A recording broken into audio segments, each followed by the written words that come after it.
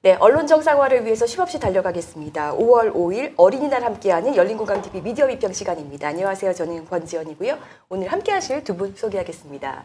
네, 먼저 제가 앉아있는 쪽에서 왼쪽으로 김두일 작가님 모셨습니다. 안녕하세요. 열공 안녕하십니까, 김두일 네. 작가입니다. 오늘부터는 사회를 맡은 권지연 기자가 오프닝 멘트를 하는데 네. 너무 단촐하게 갔어요.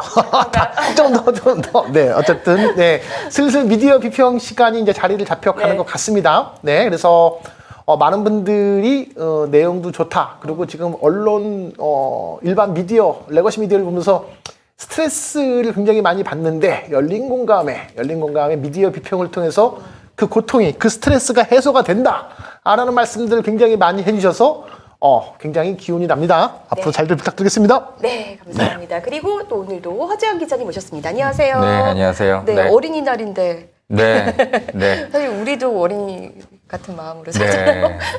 아닌가요? 여러 가지로 하여튼 네. 휴일이지만 네. 오늘도 또 언론과 또 나라를 또 걱정하시느라고 또 이렇게 분주하게 또 유튜브 방송을 켜신 열린공감TV 시청자 여러분 반갑습니다. 오늘도 여러 가지로 참 좋은 콘텐츠를 많이 좀 준비를 했는데요. 특히 오늘 저 같은 경우는 여러분들이 정말 한번 궁금했을 만한 존재였을 것 같아요. 네. 과연 검찰을 출입하는 기자들은 네. 어떤 생각을 하고 살고 있을까? 제가 오늘 검찰 기자단 간사와 이런저런 취재 겸 통화를 한 내용들을 이따 방송 후반부쯤에 좀 들려드릴 나오니까. 생각인데 네. 왜 친검 기자들이 되어갈 수밖에 없는지 그 민낯을 방송 말미에 함께 또 공개를 좀 해드리도록 하겠습니다.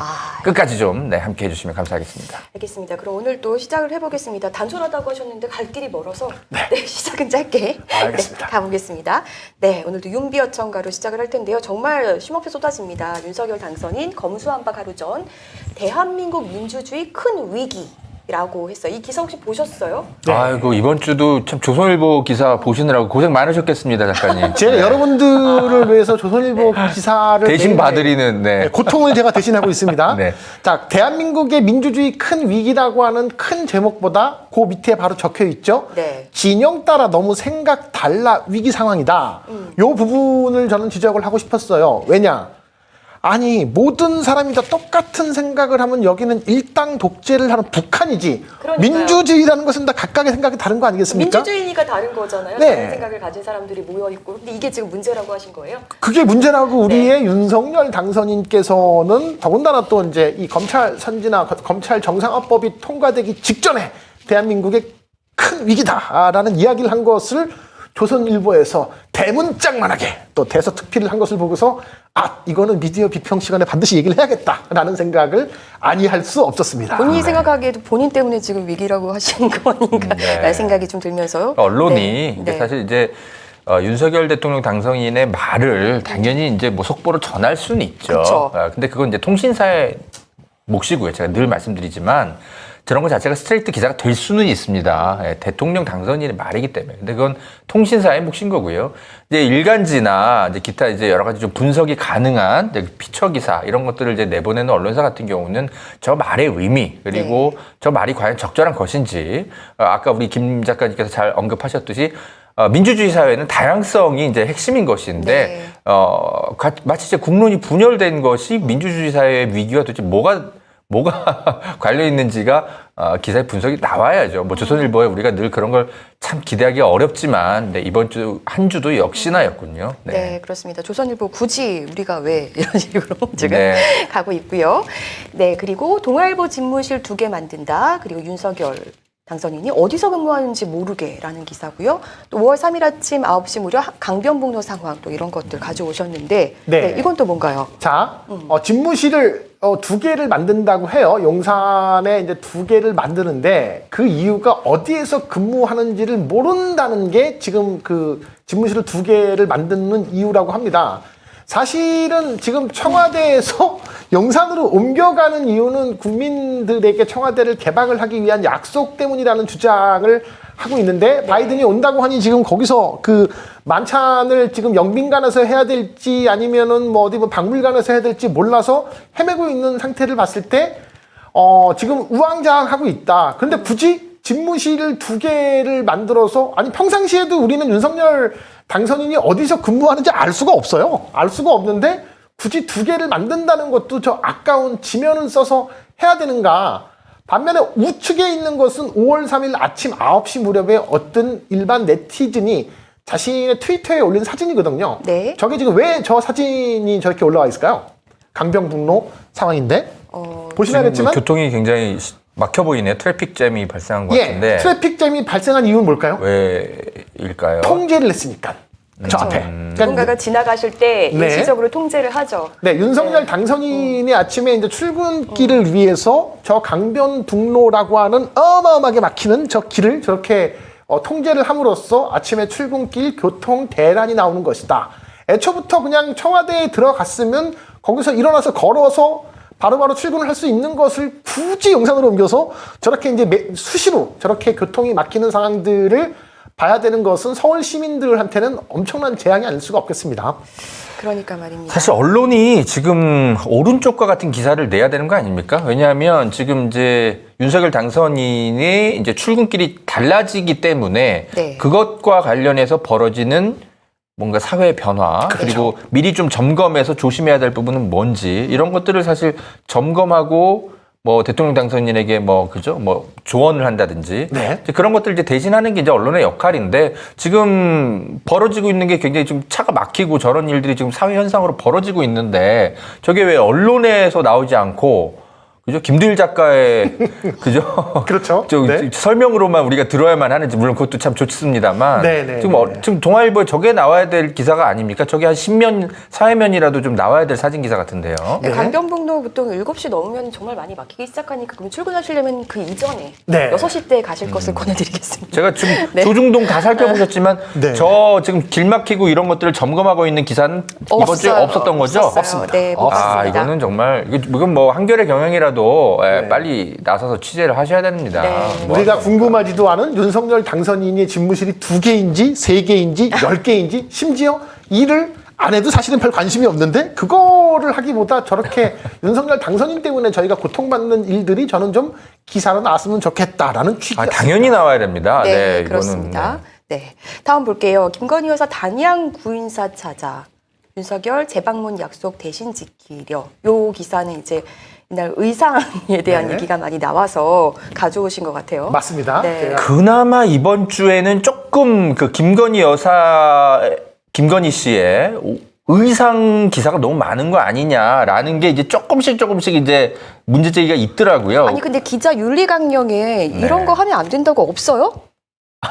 뭐 기자 윤리관에 뭘 기대할 건 아닌 것 같고. 네. 근데 그 우리 김 작가님께서 한 달 전쯤 지적했던 그 문제 의식, 네. 이제 그나마 몇몇 언론사들이 이건 좀 해도 너무한 거 아니냐 이렇게 기사를 쓰긴 시작했는데 동아일보는 그래도 여전히 초심을 지키고 있네요. 그러니까요. 아니 이거 매주 저희가 할 때마다 네. 의상 얘기가 나오니까 이거 정말 이제 해도 너무한다. 그리고 정말 무슨 지난번에도 저희가 얘기했지만 뭐 PPL처럼 네. 이렇게 대놓고 이렇게 네. 홍보하는 화재현 기자께서 그나마 저희의 목소리가 반영이 되어서 조금 줄어들지 않았냐라고 말씀을 하셨지만 그것은 경기도 오산이었다.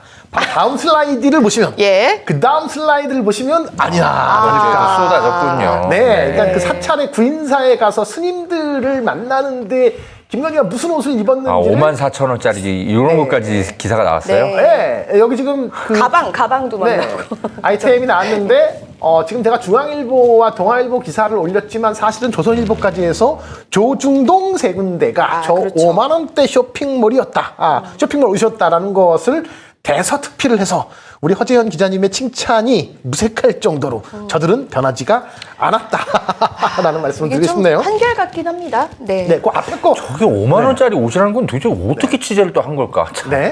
요게 이제 또 그 다음 기사잖아요. 아, 네. 네.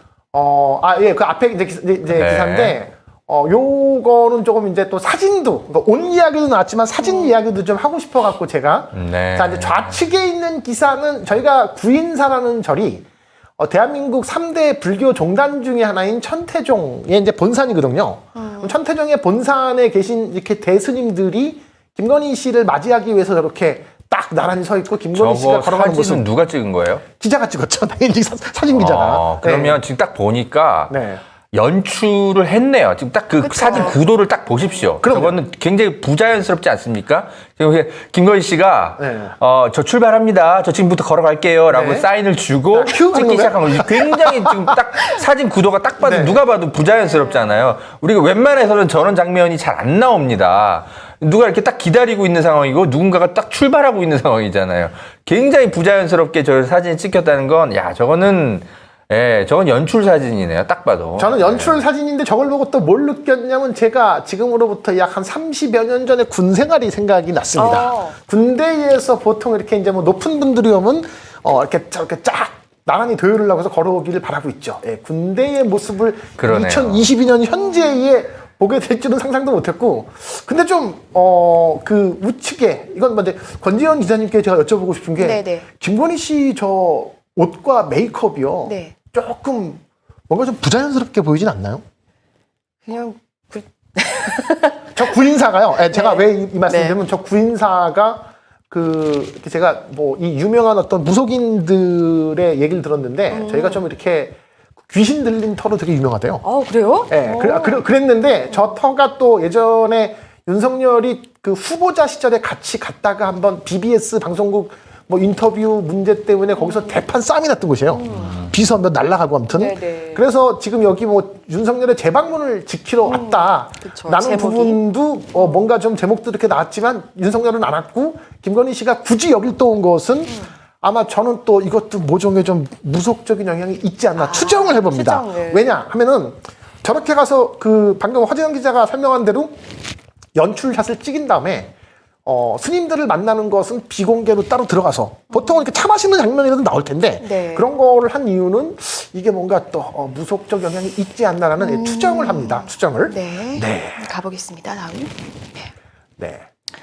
이거는 새 정부 국정과제 여가부 폐지, 영유아 무상급식은 빠졌다. 뭐 이런 내용 지금 예. 가져오셨고요. 사실은 그 내용이 핵심이 아니고 여기 아래 네. 이제 빨간색으로 네. 체크해 놓으신 부분. 민생 관련 대선 공약 중에서 영유아 하루 세끼, 친환경 무상급식 제공, 일하면서 공부하는 미래형 로스쿨 도입, 반려동물 진료비 표준수까지 도입 등도 국정과제에 포함되지 않았다. 반려동물 진료비 표준수까지 도입. 이것은 또 김건희 씨가 굉장히 이제 애견 굉장히 좋아한다고 그렇게 알려졌잖아요. 이제 개와 네. 반려동물. 근데 정작 그렇게 해서 저 우측 사진을 보면은 이런 그렇게 유기견 입양 행사를 막 다니면서 나는 너무 개를 너무너무 이뻐해요.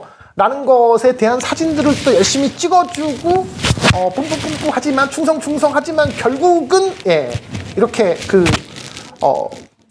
표준수가, 그러니까 애견들을 위한 표준수가제에 대한 것은 도입하지 않았다라는 것을 보면은 얼마나 평상시 행동과 실제 이러한 공약의 실천이 다른 것인가라는 네. 좀 이중적인 면을 지적을 하고 싶었습니다. 저는 강아지를 키우고 있어서 이런 이중적인 모습 보면 굉장히 분노하게 됩니다. 그렇죠. 네. 많은 애견인들이 그랬으면 좋겠습니다. 네.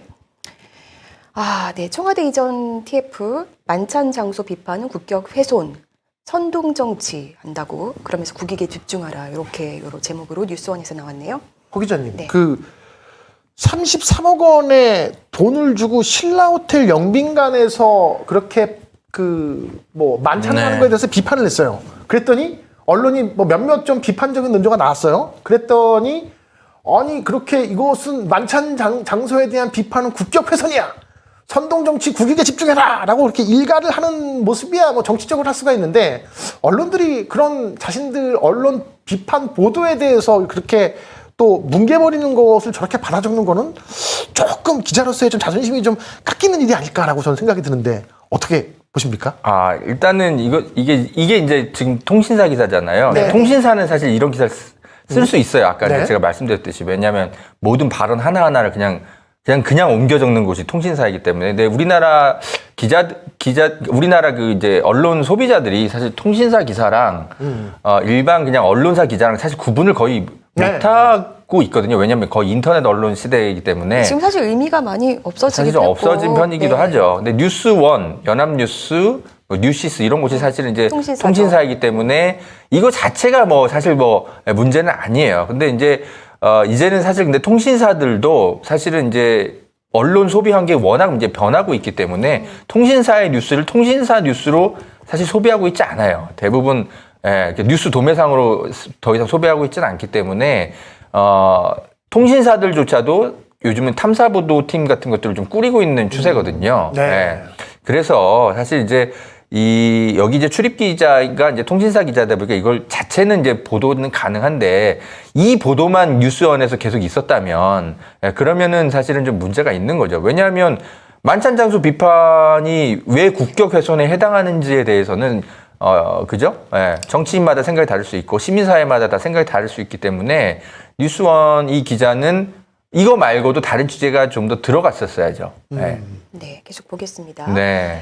한동훈을 조국처럼 사수하라. 청문회 앞두고 윤핵관 국회 복귀했다. 뭐 이런. 제가 저거를 올린 이유는 뭐 윤핵관들이 복귀해서 한동훈을 사수할 수도 있다고 봅니다. 그건 뭐 얼마든지 국민의힘에서 혹은 뭐 윤석열 당선인이 얼마나 한동훈을 아끼는지를 알기 때문에. 네. 하지만 굳이 헤드라인을 한동훈을 조국처럼 사수하라라는 것은 이제 조국 장관에 대한 일종의 폄하의 의도가 들어간 거잖아요. 이미 사실상 그렇게 이제 뭐 물고 뜯기고 한 지도 오래됐고 일선 정치에서 떠난 지도 오래됐고 현재 재판 받느라고 지금 바쁜 사람을 굳이, 그리고 한동훈이라는 사람이 갖고 있는 지금 그 느낌을 굳이 또 조국을 소환해서 쉴드도 치면서 그렇게 조국에 대한 폄하가 있는 것이 아닌가. 저는 이제 그렇게 보였어요. 저 헤드라인을 보는 순간. 사실 뭐 기사의 제목을 기자가 다는 경우도 있고 대체로는 이제 안에서 편집팀이 다는 경우들이 있는데 정확히 어떻게 만들어진 건지는 제가 잘 모르겠어요. 뉴스원이 근데 통신사이기 때문에 바로바로 속보를 전하기 때문에 기본적으로는 기자가 썼을 가능성이 매우 큽니다. 근데 모르겠어요. 이게 제목 자체가 대단히 선정적이지 않습니까? 네. 이거는 이 출입 기자가 이게 좀 당연히 이제 추정입니다만 이런 메시지를 일부러 국민에게 제목 장사? 전달하고 싶어서 아니면 자기 의지? 뭐 그럴 가능성이 좀 매우 커 보이네요. 뭔가 한동훈을 조국처럼 사수하십시오. 국민 여러분. 이게 되게 클릭해 속마음, 본인의 보고 속마음을. 뭐 속마음까지는 아니겠지만 말씀하신 대로 좀 제목 장사의 의도가 좀 있어 보인다. 뭐 그렇게 좀 볼 수 있을 것 같고. 굉장히 부적절하죠. 네. 용산 가는 윤석열 당선인 바이든과 회담하는데 식사를 어디서 하느냐, 영빈관 쓸 수도 있다, 뭐 이렇게 하면서 뭐 어디 뭐 중앙 박물관에서 만찬할 수도 있다, 뭐 이런 기사들 뭐 계속 나오잖아요. 자, 네. 이건 뭐 이제 방금 전에 허재영 기자가 이제 통신사와 일반 언론사에 대한 차이점을 만들어 이제 설명해 주셨는데 동아일보나 채널A 정도 되면 통신사는 아니죠. 완벽한 어떤 여긴 그죠. 네, 네, 언론사입니다. 언론사죠. 통신사를 네. 활용해서 통신사 기사를 활용해서 그렇죠. 재가공하고 기타 후속 취재를 통해서 그렇게 이제 언론 기능을 하는 이제 그런 언론사인 거죠. 네. 자, 그런데 지금 그 5월 10일 날 청와대는 개방을 한다고 했습니다. 그러니까 지금 용산으로 이전하는 이유도 저희가 누차 몇 차례 걸쳐서 설명을 했지만 기본적으로 국민들에게 5월 10일 날 그 청와대를 개방을 하기 위해서 용산으로 옮긴다고 했어요. 네네. 저는 그게 왜 중요한지는 지금도 이해가 안 돼요. 그러니까 왜 5월 10일 날 반드시 청와대를 국민들한테 개방을 하기 위해서 본인이 용산을 가야 되는 논리를 만들어 놓는지는 지금도 이해가 안 되고 누가 보면 있습니다. 국민청원에 엄청나게 막 청원이 쏟아지고 그런 줄 알 것 같아요. 그렇죠. 네. 그래서 그런가 보다 했는데 뭐 5월 10일 날 반드시 청와대를 개방하라. 뭐 라는 어떤 그런 역사적 사명을 갖고서 우리의 이제 윤석열 당선인께서는 그걸 목표로 삼은 줄 알겠는데 정작 지금 바이든이 5월 21일부터 23일까지 지금 한국을 그 국빈 방문을 해서 이제 그 한미 정상회담을 해야 되는데 그 정상회담을 한 다음에 만찬을 할 만한 장소가 없는 거예요. 왜냐면 신라 호텔에서 할 수는 없잖아. 이런 것을 지금. 그런 상태가 되다 보니까 현재 지금 청와대에서도 그 인수위 측이죠. 인수위 측에서도 우왕좌왕하고 있는 상태가 된다. 그래서 기사들이 쏟아져 나오는데 동아일보 기사에서는 청와대 영빈관을 쓸 수도 있다.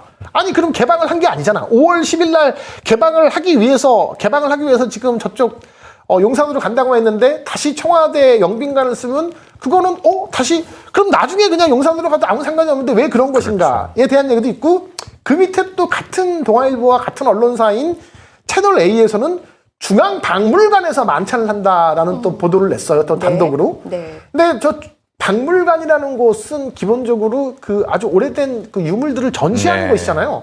근데 그런 데서 같이 밥을 먹고 술을 먹고 있으면 그건 굉장히 이제 부적절하다는 기사가 과거에 그러니까 저기 뭐 그 MB 시절에 김윤옥 그 여사가 저렇게 중앙박물관에서 만찬하는 것 때문에 자기들도 같이 이제 막 여러 언론들이 막 공격을 했는데 현재 와서 다시 또 중앙박물관에서 만찬을 한다는 거에 대해서도 문제 제기를 하는 것이 아무도 없더라. 영빈관을 다시 쓴다는 거에 대해서도 아니 뭐 쓸 수도 있지만 그러면 왜 5월 10일 날 다시 그 용산으로 가야 되고 청와대 개방을 늦춰지는 거에 대해서 그 어떤 언론도 제가 다 찾아봤는데 문제를 제기하는 것이 없더라라는 것을 지적하고 싶었습니다. 기사를 잘 찾으셨네. 이게 네. 오른쪽에 이제 기사가 이게 MB 정부 말기거든요. 네. 2010 이게 2년. 네. 이제 그 MB 지지율이 확 떨어지고, 네. 이제 그러니까 이제 언론도 늘 그 정부가 이제 그 처음 막 탄생했을 때는 늘 눈치 보기를 하고요.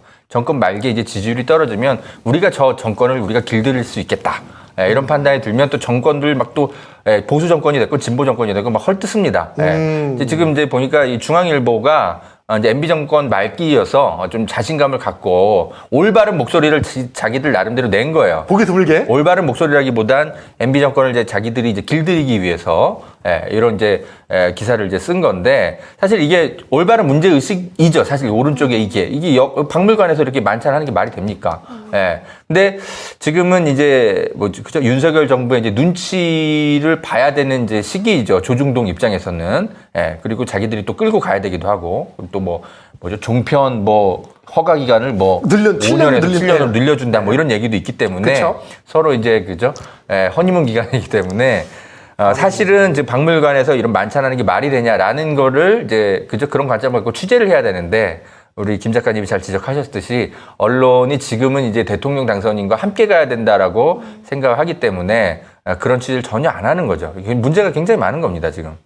네, 계속 가보겠습니다. 네, 빠밤 기레기 본색으로 갈 건데요. 한동훈 딸도 부모 찬스로 대학 진학용 기부 스펙 의혹. 한동훈 이제 후보자에 대한 공정 보도가 마구 나오고 있는데, 네, 한겨레에서 많이 나왔어요. 네, 어제 오늘 핫한 뉴스가 결국은 이제 한동훈 후보자에 관련된 이야기인데 5월 9일 날 원래는 5월 4일 날 예정되어 있던 인사청문회가 5월 9일로 미뤄졌습니다. 네. 그 이유는 한동훈 후보자가 법사위에서 요청한 자료들을 전혀 안 내고 있어요. 그렇기 때문에 이제 늦어졌는데 그런 가운데 이제 어저께 한겨레 네. 우리 허재현 기자가 이 젊은 시절을 몸담았던 이 한겨레에서 간만에 야성을 갖고 한동훈의 자녀 그의 어떤 그런 스펙에 대해서 문제 제기를 한 겁니다. 그러니까 지금 올린 기사는 제가 문제를 삼기 위해서 올린 게 아니라 좋은 기사를 썼다 한겨레가 이렇게. 그래서 부모 찬스로 지금 대학 진학용 기부 스펙 의혹에 대한 것을 먼저 보도를 했는데, 네. 그리고 또 이제 우측에는 외할머니 찬스로 이 외할머니의 건물에서 이제 지금 이제 그 미술을 전공을 하고 있는데 셀프 전시회도 했다. 그런 네. 이제 기사들이 나오고 있습니다. 그러면 지금 한동훈도 법무부 장관 후보자고 과거에 조국 법무부 장관 후보자 시절에 얼마나 우리는 법무부 장관 후보자에 대한 자녀들의 스펙 검증이 좀 남다르게 맞이하게 되는지를 여러 가지 또 기억들이 있지 않겠습니까? 그래서 한겨레가 이렇게 달려가니까 그러면 다른 언론들도 좀 이걸 받아서 좀 간만에 좀 이렇게 언론들이 제대로 된 좀 이렇게 검증을 하겠구나. 라고 저는 기대를 했어요. 그렇지 않더라고요. 한겨레 기자 고소당한 거면 어마어마하게 나왔던데요. 네. 그 다음 거를 한번 보시면은, 그 다음 걸 보시면. 준비해 오셨군요. 제가 이제 한번 검색을 해봤어요. 이게 오늘 아까 낮 시간에 제가 이제 검색을 해본 건데, 한동훈 아빠 찬스와, 한동훈 딸, 이렇게 검색을 하면, 각종 한동훈의 딸인 알렉스 한이라고 하는 친구의 여러 가지 지금 의혹, 과거에 조민 씨의 동양대 표창장과 각종 인턴에 대해서 얼마나 많은 기사들이 후속 보도들이 혹은 받는 기사들이 쏟아져 나왔습니까? 근데 그렇게 지금 한겨레가 총대를 메고 달려가는데 다른 데가 받질 않아요. 받질 않고 제일 많이 나오는 기사가 한동훈이 고소 고발을 했다. 네. 한겨레에 있는 해당 기자와 거기에 있는 이제 편집국장을 대상으로 고소 고발을 했다라는 기사가 제일 많이 나온단 말이죠. 네. 이건 좀 굉장히 심각한 게 아닐까 싶어요. 왜냐하면은 한동훈 후보자, 더군다나 법무부 장관 후보자이자 아까 조국을 수호하듯이 해라 할 정도로 한겨레를 언론에서 바라보는 한동훈을 그 언론에서 바라보는 관점이 굉장히 이제 의미 있는 그런 네. 인사인데 그런 인사의 좀 그런 어떤 이 사회의 어떤 공정과 상식을 깨버리는 그런 놀라운 기사가 나왔는데 왜 아무도 받질 않는가 했더니 이렇게 고소 고발을 해버리니까 언론들이 쫄아서 안 하는 건가? 그러니까 이제 정치인들이 이제 언론 길들이기를 위해서 전략적 봉쇄 소송을 한다라고 네. 우리가 여러 가지 이제 문제 제기를 하고 있는데 한동훈이 그 전략적 봉쇄 소송을 가장 잘하는 일종의 공직자이고 네. 언론들이 이제 그런 것에 문제 의식을 느끼기보다는 그죠? 길들여져 가고 있는 것이죠. 예, 그래서 오늘 뭐 김 작가님이 아주 잘 찾으셨습니다. 근데 뭐 이런 풍경도 되게 스산하지만 사실은 한겨레 기자들은 고소를 당했다라고 기사라도 나오는데 이제 열린공감 TV라든지 시민 언론에 이제 그런 쪽에 속해 있는 기자들은 또 무더기 고소를 당하고 있는데도 그런 건 아예 고소했다라는 기사조차도 지금 없다라는 게 사실 또 하나의 또 스산한 풍경이기도 하죠. 아니 이제 기자들 입장에서 이렇게 고소를 당하거나 그러면 확실히 위축은 되잖아요. 뭐 그렇죠? 그렇죠. 네, 위축될 아무래도 수밖에 신경이 없는데, 쓰이죠. 네. 네. 이게 굉장히 번거롭기도 하고 왔다 갔다 조사 받는 게 그럼에도 불구하고 한겨레가 지금 열심히 해주고 있어요. 네, 뭐 기계적인 중립 뭐 이런 거에 이제 빠져 있는 기자들이 굉장히 많다고 저는 생각이 들어요. 사실 이제 이게 뭐 한동훈이라서 뭐 콕 집어서 이렇게 보도를 했다기보단 장관 후보자는 누구든 성역 없이 보도해야 된다. 이제라는 게 이제 한겨레 이제 우리 후배 기자들 보통의 생각이거든요. 네. 그래서 이제 뭐 어떤 뭐 이제 저널리즘적 이제 관점에서 그것이 뭐 옳을 수도 있지만 사실 이제 그런 기계적인 중립 이런 것들이 또 문제가 될 수도 있거든요. 그때 이제 조국 장관의 이제 검증하는 것이 사실은 그들의 순수한 의도와 달리 검찰의 이제 무리한 수사에 이제 빌미가 되는 그런 것들에 대해서는 또한 역시 경계하면서 검증을 해야 되는데 일단은 현재 국면에서는 일단 한동훈의 이제 여러 가지 검증 효과 이런 것들은 굉장히 뭐 긍정적으로 작용하고 있지만 모든 장관 후보자들을 뭐 여야 구분 없이 우리는 뭐 기계적인 중립, 우리는 뭐 늘 중간에 있어야 돼. 뭐 이런 태도가 사실 또 그죠? 위험하게 우리 사회에 영향을 미칠 때도 있죠. 그러나 어쨌거나 네 지금의 이제 뭐 윤석열 정부 내각의 장관 후보자들을 검증하는 것은 뭐 어쨌든 네 열심히 해야 되는 것이죠. 너무 기울어져 있다 보니까 그래도 이제 시민들은 기계적인 중립이라도 지켜다오 지금 이렇게 요구가 많이 쏟아지고 있는 것 같아요. 네, 계속 가보겠습니다. 잠깐만요.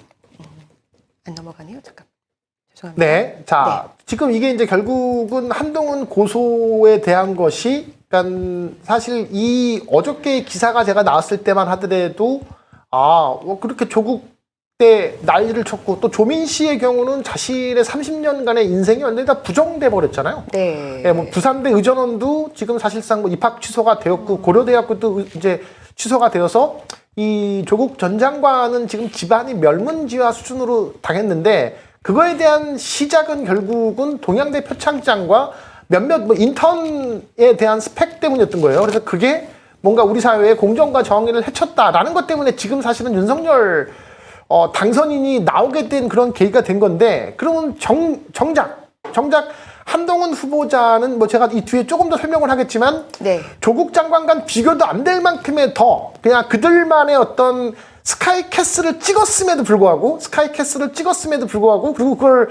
한겨레에서 좀 굉장히 깊이 있는 그러니까 뭐 보도들을 연장 한 3개 정도를 3꼭지 정도를 냈는데 그거에 대해서 전혀 다른 언론들이 그렇게 적극적으로 받지도 않더라. MBC 정도가 한겨레 보도 일보를 바탕으로 그냥 뭐 한두 가지 더 팩트 체크를 해서 뭐 이를테면 뭐 서울시와 무슨 뭐 인천시에서 알아봤더니 뭐 그걸 이렇게 뭐 이제 그 상을 준 적이 없다고 하더라. 뭐 네, 최강욱 네. 의원실에서 조사한 건 이제 그 정도인데 그 이유가 바로 한동훈 후보자의 법무부 장관 후보자의 누구보다 법을 굉장히 수호해야 될, 지켜야 될 법무부 장관 후보자가 언론의 입을 틀어막기 위해서 그렇게 고소를 남발한다는 거예요. 네네. 저는 이제 이 부분에 대해서 이제 언론이 취해야 될 지향점은 둘 중에 하나일 것 같아요, 허 기자님.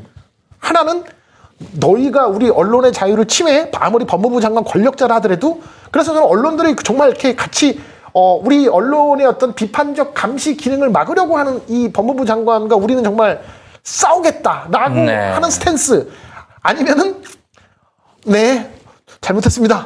네. 근데 지금 현재 상황을 봤을 때는 나 한동훈 뭐 네이버 검색을 해보면 한동훈 고속건만 줄줄줄 올라오는 거 봤을 때 이게 대다수의 언론들이 결국은 한동훈의 재갈 물리기에 이렇게 밀리는구나 라는 생각을 했을 땐 저는 정말 안타까운 생각이 들었어요. 너무 화가 나더라. 맞습니다. 지금 우리가 이제 그 시민사회가 응원해왔던 언론중재법 개정안, 네. 그러니까 뭐 허위, 또 명예훼손, 뭐 여러 가지 굉장히 악의적인 보도들 넘쳐나는데 그거는 사실 이제 공직자들이 써먹으라고 이렇게 만들려는 법이라기보다 이제 시민들에게 너무 가혹하게 언론사를 상대로 정말 법원에서 한번 이기기가 너무 힘든데 겨우겨우 이겨도 보상금이 그래봤자 100만 원, 200만 원. 그런 것들 이제 시민들을 위한 법이거든요. 그래서 사실 지금 한동훈을 위한 법은 사실 아니에요. 근데 지금 한동훈이야말로 언론중재법 개정안 같은 것들을 굉장히 악용하게 생겼죠. 그렇죠. 보니까 공직자를 위해서 만드는 법이 아닌데. 어떻게 보면 지금 그 검증을 받아야 되는 장관 후보자가 그렇습니다. 네, 공직자에 대한 그 검증은 정말 네. 무한대로 이루어져야 되고요. 그리고 뭐 세계적으로 이미 정착되어 있는 이제 그 법적 관행이 뭐냐면 공직자에 대한 언론 보도는 약간의 허위 사실이 설사 담겨 있다 하더라도 그것을 가지고 명예훼손으로 형사처벌해서는 안 된다라는 게 이미 뭐 50년 넘게 미국의 이제 설리번 판결을 이제 중심으로 해서 관행적으로 정착되어 있는 거거든요. 근데 우리나라만 지금 거꾸로 이제 한동훈 같은 공직자가 나에 대해서 조금의 허위 사실이 담겨 있어? 그럼 너 고소. 이러고 있거든요. 사실 이거 미국 사회에서 보면 굉장히 경악할 만한 공직자의 태도인 겁니다. 그래서 저 언론들이 한동훈이 한겨레를 고소했다 이렇게 보도할 것이 아니라 이 고소하는 것이 과연 맞느냐 그쵸. 논란으로 보도를 해야죠. 그럼요. 오늘 네. 제가 미디어오늘도 보면서 약간 황당했던 게 미디어오늘의 제목이 한겨레 한동훈 보도 논란 이렇게 제목이 써 있더라고요. 이게 잘못된 겁니다. 한겨레 보도가 논란이 되고 있는 것이 아니라 고소를 하는 한동훈이 과연 정당한 것이냐라는 한동훈 고소 논란. 이렇게 제목들이 나와야 되는 것이죠. 지금 언론들이 지금 정신을 빨리 차려야 됩니다. 저는 네. 고소 논란도 사실은 문제가 있다고 생각해요. 고소 논란이 아니라 고소 파문. 그렇죠. 네. 고소 파문 이렇게 가야 되지 않나요? 미국 사회 아까 뭐 제가 설리번 판결 말씀드렸습니다만 50년 넘게 정착되어 있는 관행이 그겁니다. 공직자들과 관련해서는 검증 보도에 설사 허위 사실이 일부 담겨 있다 하더라도 감내해야 된다. 그걸 가지고 형사처벌에 나서서는 안 된다. 이게 이미 관행이 정해져 있기 때문에 미국 사회 기준으로 보면 이건 파문입니다. 네. 이미 보도가 뉴욕타임즈든 CNN이든 다 그렇게 보도가 나오고 있을 거예요. 근데 우리 사회는 지금 그죠? 정신을 못 차리고 있는 거죠. 네, 계속 보겠습니다. 미 국무부 인권보고서 한동훈 검사 명예훼손으로 네, 시민들 아까 처벌이 무려 제가 이제 말씀드렸듯이 네. 지금 국내 언론들이 보도하고 있지 않은 것 중에 하나가 이겁니다. 네. 미 국무부 인권보고서가 얼마 전에 이제 발표가 됐어요. 한국의 여러 가지 이제 인권의 이제 침해 상황들 보고를 했는데 여러 이제 그 정치인들의 문제점들을 좀 다뤘어요. 그런데 한동훈 검사를 콕 집어가지고 그렇게 미 국무부에서 인권보고서를 쓴 게 있습니다. 이게 내용이 정확하게 뭐냐면 한동훈 검사가 유시민 이사장 등을 포함해서 여러 지금 그 이제 시민들을 상대로 뭐 인터뷰 발언이나 그런 것들을 문제 삼으면서 고소를 하고 있다. 이런 것들에 대해서 굉장히 우려스럽다라고 인권보고서에 담겨 있거든요. 어떤 언론도 아직까지 이 부분을 보도하고 있질 않습니다. 전 처음 봤어요. 제가 이제 지난번에 그죠 한번 설명을 드렸습니다만 이 문구 자체는 지금 처음 보셨을 네, 거예요. 처음 봤어요, 저는요. 지금 그래서 한동훈 검사가 이렇게 시민들을 자꾸 고소하는 것 또는 언론들을 고소하는 것에 대해서 해외에서 굉장히 우려스럽게 보고 있는데 지금 한겨레 기자를 또 고소하고 한겨레 기자뿐만 고소한 게 아니에요. 뭐 장용진 아주경제 기자도 고소했고 지금 뭐 열린공간 TV도 뭐 고소하려면 이미 했을 겁니다. 그래서 지금 여러 시민들을 상대로 좀 고소하고 있기 때문에 이런 부분들에 대해서는 언론들이 굉장히 한동훈이 이렇게 고소하는 것에 대해서 논란으로 다뤄야죠. 그렇죠. 벌써부터 이런데 앞으로가 걱정이 되고요. 고소왕은 원래는 강용석 전 의원, 지금 강용석 변호사가 고소왕 강용석이라는 별명으로 알려졌는데 네. 지금 현재의 어떤 절대적인 숫자로 봤을 때 우리의 이제 한동훈 법무부 장관, 현직 법무부 장관 신분에서 어떤 고소의 기록을 세우면 정말 엄청날 것 같다는 한번 생각을 해봅니다. 네, 계속 가보겠습니다. 이거는 이제 알렉스 한 그 한동훈 후보자의 딸이 이제 네. 외신과 함께 인터뷰한 내용이고 이제 그런 내용인데 이게 지금 굉장히 논란이 많아요. 예, 네. 정확하게는 외신은 아니고요. 외신처럼 알려졌으나 뭐 딱 보세요. 지금 두 분은 다 기자니까 네. 좌측에 있는 것은 더 로스앤젤레스 트리뷴이라고 적혀 있고 네. 우측에는 뉴욕 헤드라인이라고 적혀 있잖아요. 네. 그리고 저기에 있는 어떤 그 기사의 배치나 이런 걸 보면 언론 같죠? 언론 그렇죠. 같은데? 예, 실제로 언론사, 해외 언론들이 뭐 저런 형태의 인터넷 사이트를 유지합니다, 많이. 네. 근데 지금 저게 언론이 아니라는 게 이제 그 뒤늦게 알려진 거고요. 그러니까 마치 외신과의 인터뷰를, 그러니까 사실 외신에서 웬 한국의 고등학생이 그런 봉사활동을 하는 것을 저렇게 비중 있게 실었나에 대한 게 아마 한겨레의 그 처음에 이제 그 기사를 쓴 기자도 아마 저걸 보고서 뭔가 이상하다 싶어갖고 이제 파헤치다가 여기까지 온 것 같아요. 근데 어쨌든 저 로스앤젤레스 트리뷴이라고 하고 저 뉴욕 헤드라인이라는 것은 지금은 이제 언론사라고 말하기는 힘들고 블로그 서비스 내지는 1인 미디어라고 이제 해야 되는데 그 이전까지는 마치 이제 외신처럼 알려졌던 것이다 라는 부분을 지적을 하고 싶은데 제가 이제 뭐 한동훈 그 법무부 장관 후보자가 어디까지 한번 고소를 하는지 확인을 하기 위해서 조금 더 도발을 하기 위해서 제가 이제 그 올린 거예요. 자, 그 다음 슬라이드를 한번 네. 보겠습니다. 그 다음 슬라이드를 보면 저기 나왔죠. 더 로스앤젤레스 트리뷴은 65달러만 내면은 이렇게 7일간 네. 딜리버리가 되는 서비스를 해주는 곳이었습니다. 그래서 그런지 오늘 아까 저희 이제 이 미디어 비평 생방송 시작하기 직전에 MBC 보도에 나온 거에 의하면 뭐 40몇 불 주고 실린 기사다, 블로그다. 그런 식으로 이제 인터뷰를 했더라고요. 네네. 그러니까 애초에는 그렇게 이제 뭐 자기 자녀의 어떤 스펙을 만들어 주기 위한 외신인 건 양 그렇게 이제 저걸 올려놨던 건데 그게 걸리고 파문이 되고 하니까 지금은 다 삭제가 됐어요. 지금은 다 삭제가 됐는데 알고 보니 돈을 주고 저렇게 실어주는 네. 곳이더라. 라는 게 이제 문제를 삼고 싶었던 거고요. 네. 그러니까 지금 이 학생이 이 알렉스 알렉스 한. 한동훈의 딸이 직접 내용도 써서 보내주는 네. 거죠. 그렇게 추정이 예, 아마 되죠. 그럴 겁니다. 네. 네네네. 로스앤젤레스 무슨 트리뷴? 네. 뭐 여기에 무슨 해당 기자가 뭐 직접 인터뷰를 해주는 게 아니라 본인이 직접 모든 문장을 다 써서 아마 보내주면 그걸 그대로 실어줄 겁니다. 제가 왜 이제 이 부분을 꼭 집어서 문제 삼는 거냐면 이 안에 네.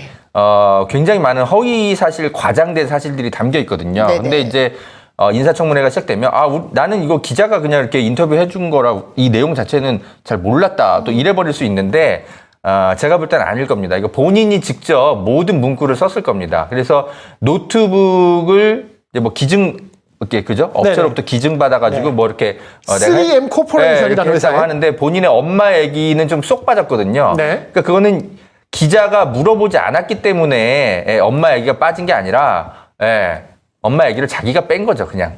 왜냐하면 자기가 쓴 글이기 때문에 이런 부분들을 날카롭게 봐야 되고 기자들이 이런 부분들을 좀 지적을 해줘야 됩니다. 그러니까 LA 그 로스앤젤레스 트리뷴스는 기자가 없다는 게 맞고요. 제가 다 검색을 해봤습니다. 기자가 없대요. 기자가 그 없습니다. 가이라인에 기자 이름은 없었죠. 네, 그렇죠? 그러니까 예. 에디터만 있고 기자 자체는 없습니다. 그리고 원래 1800년대에 만들어진 그 뉴스페이퍼는 맞는데요. 이미 1960년도에 여기 써 있지만 폐간된 곳입니다. 그렇더라고요. 네네네. 네. 폐간되고 지금은 정말 이제 그게 1인 미디어 내지는 이제 블로그 서비스 돈 받고 올려주는 뭐 이제 그런 이제 인터넷 미디어가 됐는데 그것을 마치 이제 기사의 형식으로 올렸다 자체도 어떻게 보면 뭐 이게 무슨 뭐 네. 법적으로 문제 만약에 그걸 갖고서 무슨 뭐 기사에 올린 겁니다. 그래서 입시에 냈다 그러면은 이제 문제가 되겠지만 아직 뭐 이제 그 단계까지 가지 않았기 때문에 이제 미수에 그쳤다 정도로 이제 주장을 할 수 있겠죠. 자, 네, 계속 가볼까요? 네, 한동훈 장녀 서울시장상, 인천시장상 수상 시해전 준 적이 이건 지금 없다. 얘기가 좀 오락가락 하더라고요. 이거 어떻게 된 겁니까, 정확하게? 이게 이제 어제 오늘 가장 또 핫한 뉴스인데요. 그 아까 이제 그 LA 트리뷴스에 올린 내용에 따지면 자신은 이렇게 취약 지구의 영어 교육을 받을 수 있는 이제 친구들에게 그러니까 피스 오브 탤런트 아주 거창하죠. 피스 오브 탤런트라고 하는 그 봉사 뭐 이제 복지 단체 뭐 이런 걸 만들어 갖고서 2만 시간 넘게 누적 봉사 활동을 했다라고 네. 주장을 합니다. 그래서 그걸 갖고서 상도 받았다. 서울시장과 인천시장의 표창장을 받았다라는 거예요. 근데 이제 MBC에서 그 한겨레 기사를 네네. 보고서 직접 이렇게 딱 이제 그 시에 직접 문의를 해봤는데 정확히는 이제 최강욱 의원실에서 한 것을 이제 취재를 한 것으로 이제 저는 그렇게 파악을 했는데 결국은 서울시장상과 인천시장상이라는 것은 시에서는 공식적으로 준 적이 없다라고 이제 발표를 한 거예요. 네. 그래서 이제 그걸 얘기한 거죠. 그랬더니 그런데 오늘 얘기가 달라졌나요? 이게 달라졌습니다. 서울시가? 네. 완전 달라졌습니다. 달라진 게 이제 서울시에서는 그 알렉스 한이 받은 그 수상 내역이 시스템적으로 누락이 되었다. 라는 보도를. 어린이날. 5월 5일 어린이날 서울시 공무원이 이례적으로 이것을 이렇게 발표를 했고 그것을 조선일보가 낼름 받아갖고서 이 한동훈을 피해 쉴드를 치는 모습을 이제 볼 수가 있었다. 되게 부지런하시네요. 굉장히 부지런하죠. 네. 근데 지금 제가 뭐 그래서 더 서울시에 있는 모든 인터넷 사이트를 다 뒤져봤는데 작년 5월 5일, 그러니까 작년 어린이날 네. 뭔가 받긴 받은 것 같아요. 뭔가 받긴 받은 것 같은데 그렇다 그러면 그것을 똑같이 이제 조국 장관 사례에 비추어 본다고 하면은 이게 2만 시간 이상의 정말 영어 학습 자원봉사를 한 게 맞는지 그 피스 오브 탤런트 제가 뭐 지금은 그 이제 커뮤니티 그 인터넷도 네. 다 막아버렸지만 네. 되게 조악하거든요. 그냥 한 페이지짜리인데 그 한 페이지짜리 페이지에 도대체 얼마나 많은 학생들을 모았길래 무려 2만 시간이나 영어 학습 자원봉사를 할 수가 있는가. 그건 네. 뭐 대학에서 강의를 하시는 분들이나 아니면 선생님들이나 학원 강사들이 봤을 때 얼마나 그게 어마어마한 시간인지 다 누구나 알 수 있는 건데 그러면 그런 것들을 제대로 확인을 해서 해당 그런 뭐 봉사상을 줬는지를 제대로 검증을 하는 게 지금 현재 대한민국 법무부 장관 후보자의 자녀를 검증하는 국룰 아닌가요?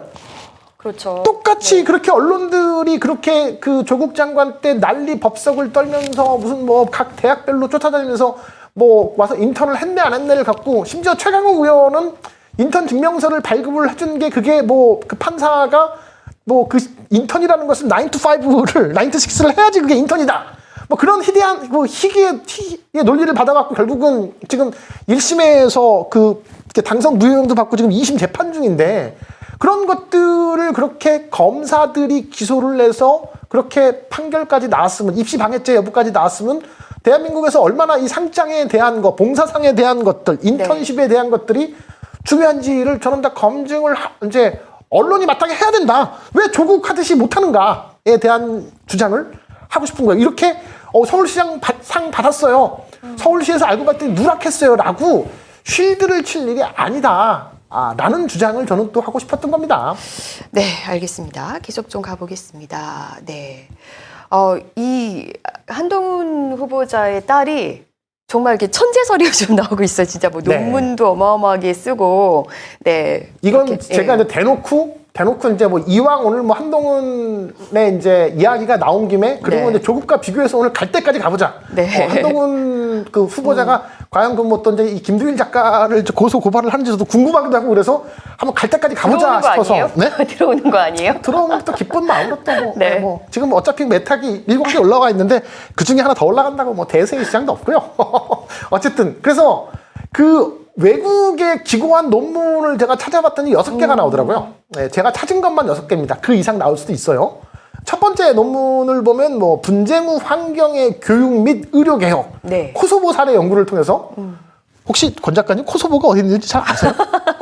저도 코소보가 네. 막연하게 어디 뭐 965 쪽인데 이걸 고1짜리 학생이 코소보 사례를 가지고서 이게 분쟁이 지난 후에 어떤 뭐 교육과 의료 환경에 대해서 논문을 썼을까? 두 번째는 국가 채무는 중요한가? 예? 굉장히 그다음에 다양한 주제예요, 다. 두 번째는 국가 채무, 세 번째는 혐언법. 이건 뭐 반독점법이에요. 네네. 그리고 네 번째는 코로나19. 그리고 다섯 번째와 여섯 번째는 뭐 이렇게 머신러닝에 관련된 거를 했기 때문에 이게 경제학과, 법률과, 그 다음에 뭐 의료 보건과, 그 다음에 뭐 머신러닝이면 뭐 IT라고 해야 되나, 코딩이라고 해야 되나, 아무튼 이런 네 가지 분야의 논문을 고1, 2 시절에 특히나 2년 동안에. 네, 2년도 아니고 저 중에 사실 4개는 2개월 동안에 2개월 동안에 올라온 것도 있어요. 그러면 이런 논문에 대한 것들을 지금 저 같은 일반인이, 물론 뭐 제가 열린공감 TV의 작가이긴 하지만 저 같은 일반인 신분에서 뭐 알렉스 한으로 이 체드윅 뭐 인터내셔널 스쿨의 알렉스 한으로 이렇게 각종 저걸 검색을 해보니 다 나오는데 기자들께서 우리 뭐 조국 장관의 뭐 20촌까지 다 무슨 뭐 파헤쳐 갖고서 막 그렇게 쫓아가던 우리 기자님들께서는 왜 한동훈의 딸의 이 고1, 고2 여학생이 이렇게 그 4가지 분야의 논문을 짧은 기간 동안에 이렇게 기재한 것에 대해서 왜 아무도 검증을 하지 않는가? 왜 아무도? 그 기자분들 조국 때 그렇게 쫓아다니던 짜장면이 좋아요, 짬뽕이 좋아요, 안에 계신 분 뭐 누가 있어요? 그걸 물어보시던 그 기자님들은 도대체 어디 가셨는가를 저는 죄송합니다. 두 분 기자를 옆에 이렇게 앉혀놓고 아닙니다. 제가 네네. 뭐 이렇게 이 전체 기자를 다 이렇게 뭐 폄하하는 것 같았고 죄송한데 정말 이 한동훈 어제 오늘의 저는 이 각종 소식들을 보고 제가 찾으면서 그리고 또 막상 나오는 기사는 너 고소 이 내용밖에 없는 이 현실 속에서 저는 정말 분노할 수밖에 없었다. 그래서 조금 미디어 비평과 취지가 다른 저의 어떤 좀 이렇게 이제 이 분노의 정서가 아드레날린이 담긴 이렇게 뭐 설명을 하게 되어서 아무튼 뭐 두 분께도 죄송하고 네. 시청자 네, 여러분께도 일단 뭐 한동훈 후보자 쪽에서는 이게 논문이 아니라 이제 에세이 같은 건데 일단 너무 한겨레 쪽에서 좀 너무 과장된 보도를 한 것이다. 일단 그런 주장은 하고 있습니다. 네. 다만 어쨌든 지적하신 것처럼 언론들이 한겨레 후보자의 자녀들, 자녀가 이렇게 쓰고 있는 에세이든 논문이든 혹시 뭐 표절 여부는 없는지 뭐 이런 부분들 검증하는 게 사실 뭐 과해 보일 수는 있겠으나 그러나 조국 장관 후보자 자녀들에 대해서 검증의 기준이 우리가 너무 과했다라고 한 번도 언론들이 문제 제기한 적이 없지 않습니까?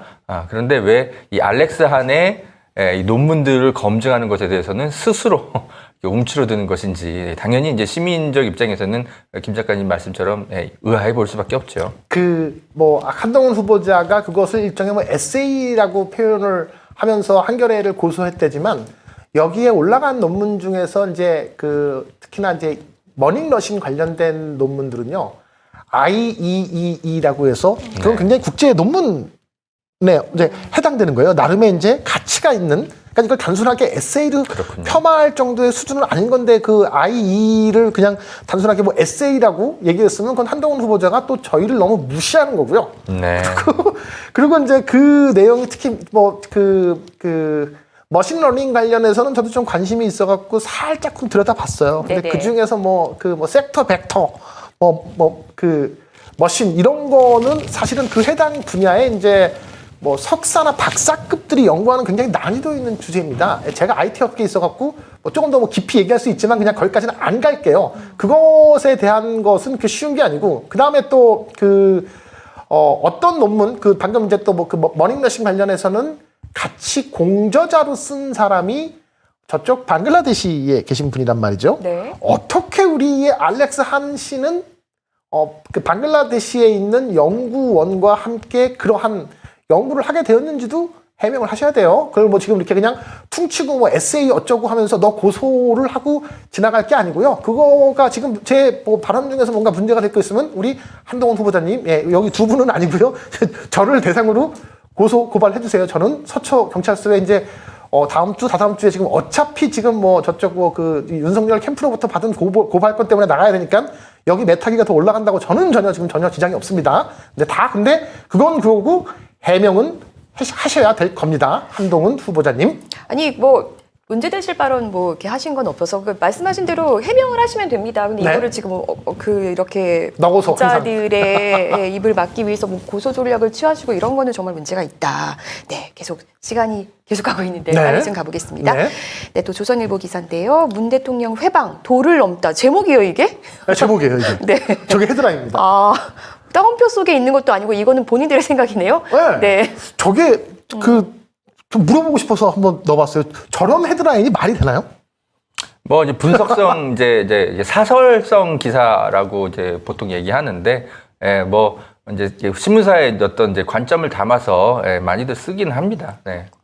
그 다음 이제 논리적으로 완벽해야죠. 저런 정도까지 이제 제목을 세게 이렇게 달 거면 사실 기사의 내용을 좀 봐야 됩니다. 기사의 내용이 얼마나 논리적인지. 기사의 내용은 전혀 제가 뭐 네. 굳이 안 갖고 왔는데 전혀 논리적이지 않습니다. 네, 예, 지금 그렇겠죠. 현재 용산으로 지금 집무실 이전하는 것 때문에 안보 공백에 대한 우려를 말씀을 하신 거고, 왜냐하면 지금 당장 그 국방부의 그 헬기장까지도 네. 쓸 수가 없게 됐어요. 네, 헬기장 그다음에 거기 국방부 내에 있는 이제 여러 이제 뭐 그 합참 관련된 사람들은 이제 거기 국방부도 문제가 될 수 있으니까 총을 차고 다니면서 나름의 이제 보안 시스템이 되는데 그것도 못하게 됐어요. 지금 남아 있는 사람들은 그런 상태에서 충분히 지금 어떤 국가 안보에 대한 우려를 전할 수가 있는데 그걸 갖고서 문 대통령의 회방도를 넘다. 저는 좀 관심법적으로 그러게요. 어떻게 네. 해방을 했다는 걸까요? 기사 안에 회방의 팩트들이 들어가 있어야 돼요. 근데 지금 이 부제목들만 좀 보니까 그냥 의견을 밝힌 정도. 네. 그걸 가지고 회방이라고 너무 단정하게 표현한 것 같아 보이네요. 네. 대단히 억지 기사죠. 그래서 네. 사실 문재인 대통령이 법적인 한도 내에서 분명히 도울 부분들은 전 도운 것으로 알고 있거든요. 예산 문제라든지 그럼요. 그런 부분들. 그리고 청와대 개방을 협조하기 위해서 심지어 임기가 몇 시간 남아있는데도 불구하고 저녁에 청와대를 나와서 호텔에 가서 머문다고 하지 않습니까? 이건 우리 역사상 굉장히 이례적인 일이기 때문에 상당히 많은 부분들 이제 감수해 가면서 사실 협조하고 있는 거라고 볼 여지가 굉장히 많죠. 저는 그렇게 생각을 하는데, 도대체 뭘 회방 논다? 그러니까 회방 논다라고 기사를 쓸 수는 있습니다. 근데 제가 말씀드렸듯이 논리적이어야 됩니다. 근데 논리가 전혀 안 담겨 있는 그런 억지 기사 같네요. 그러니까 이런 표현을 쓰려면 정말 이 내용이 이만큼 쓸 만큼 적확한 그런 그렇습니다. 예, 팩트가 내용이, 보강이 돼야죠. 예, 있어야 단순히 되는 거죠. 그냥 의견을 밝힌 정도를 가지고 회방 났다? 글쎄요.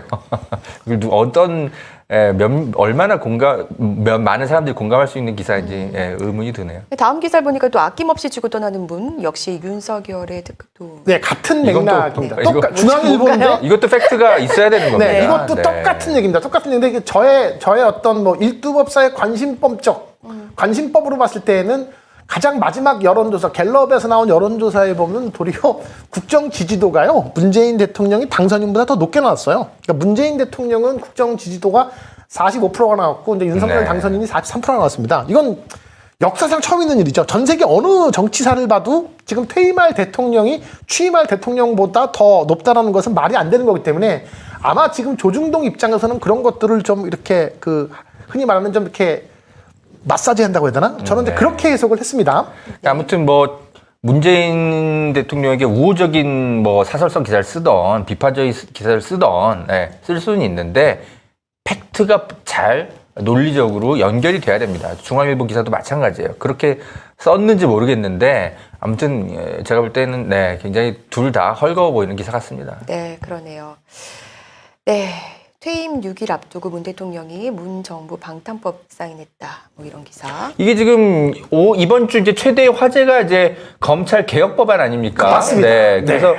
언론들이 어떤 식으로들 보도했는지 저도 굉장히 관심 갖고 보고 있는데 일단 조선일보는 역시나 예상대로 저런 식으로 보도를 했군요. 저게 어떻게 방탄법으로 해석을 하는지도 저는 잘 이해가 안 그렇죠. 되는데. 말도 안 그러게요. 되죠. 네. 왜냐하면 부패, 경제, 범죄에 대해서는 여전히 검찰에게 수사권이 있고요. 그리고 공직자 비리 수사처 검사들은 검사도 아닙니까? 당연히 문재인 정부 그러니까 그 공직자의 기준이 그러니까 공직자 비리 수사처의 수사 대상이 되는 공직자의 기준이 퇴임 2년까지는 공직자로 봅니다.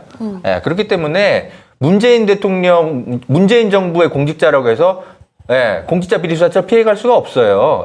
저게 어떻게 문재인 정부 반탄법입니까? 논리적으로 설명이 분명히 안 돼 있을 거예요. 그냥 제목만 저렇게 선정적으로 분명히 써놨을 것 같은데 역시 조선일보답네요. 네, 그렇죠. 그러니까 제가 이걸 뭐 지금 두 가지 다 조선일보도 그렇고 그 옆에 있는 서울경제도 그렇고 어쨌든 이 검찰 개혁 법안이 처리가 된 것이 못마땅한 거잖아요. 언론 입장에서. 근데 이제 저렇게 그 자극적인 제목을 제가 봤을 때 얼마나 싫으면 이 법안 통과된 게 언론 입장에서 조선일보나 서울경제 입장에서는 얼마나 싫으면 이 정도의 정말 자극적인 그 헤드라인을 잡았을까라는 생각이 좀 들어봤어요. 정말 싫은가 보다라는 생각이 듭니다. 네. 네.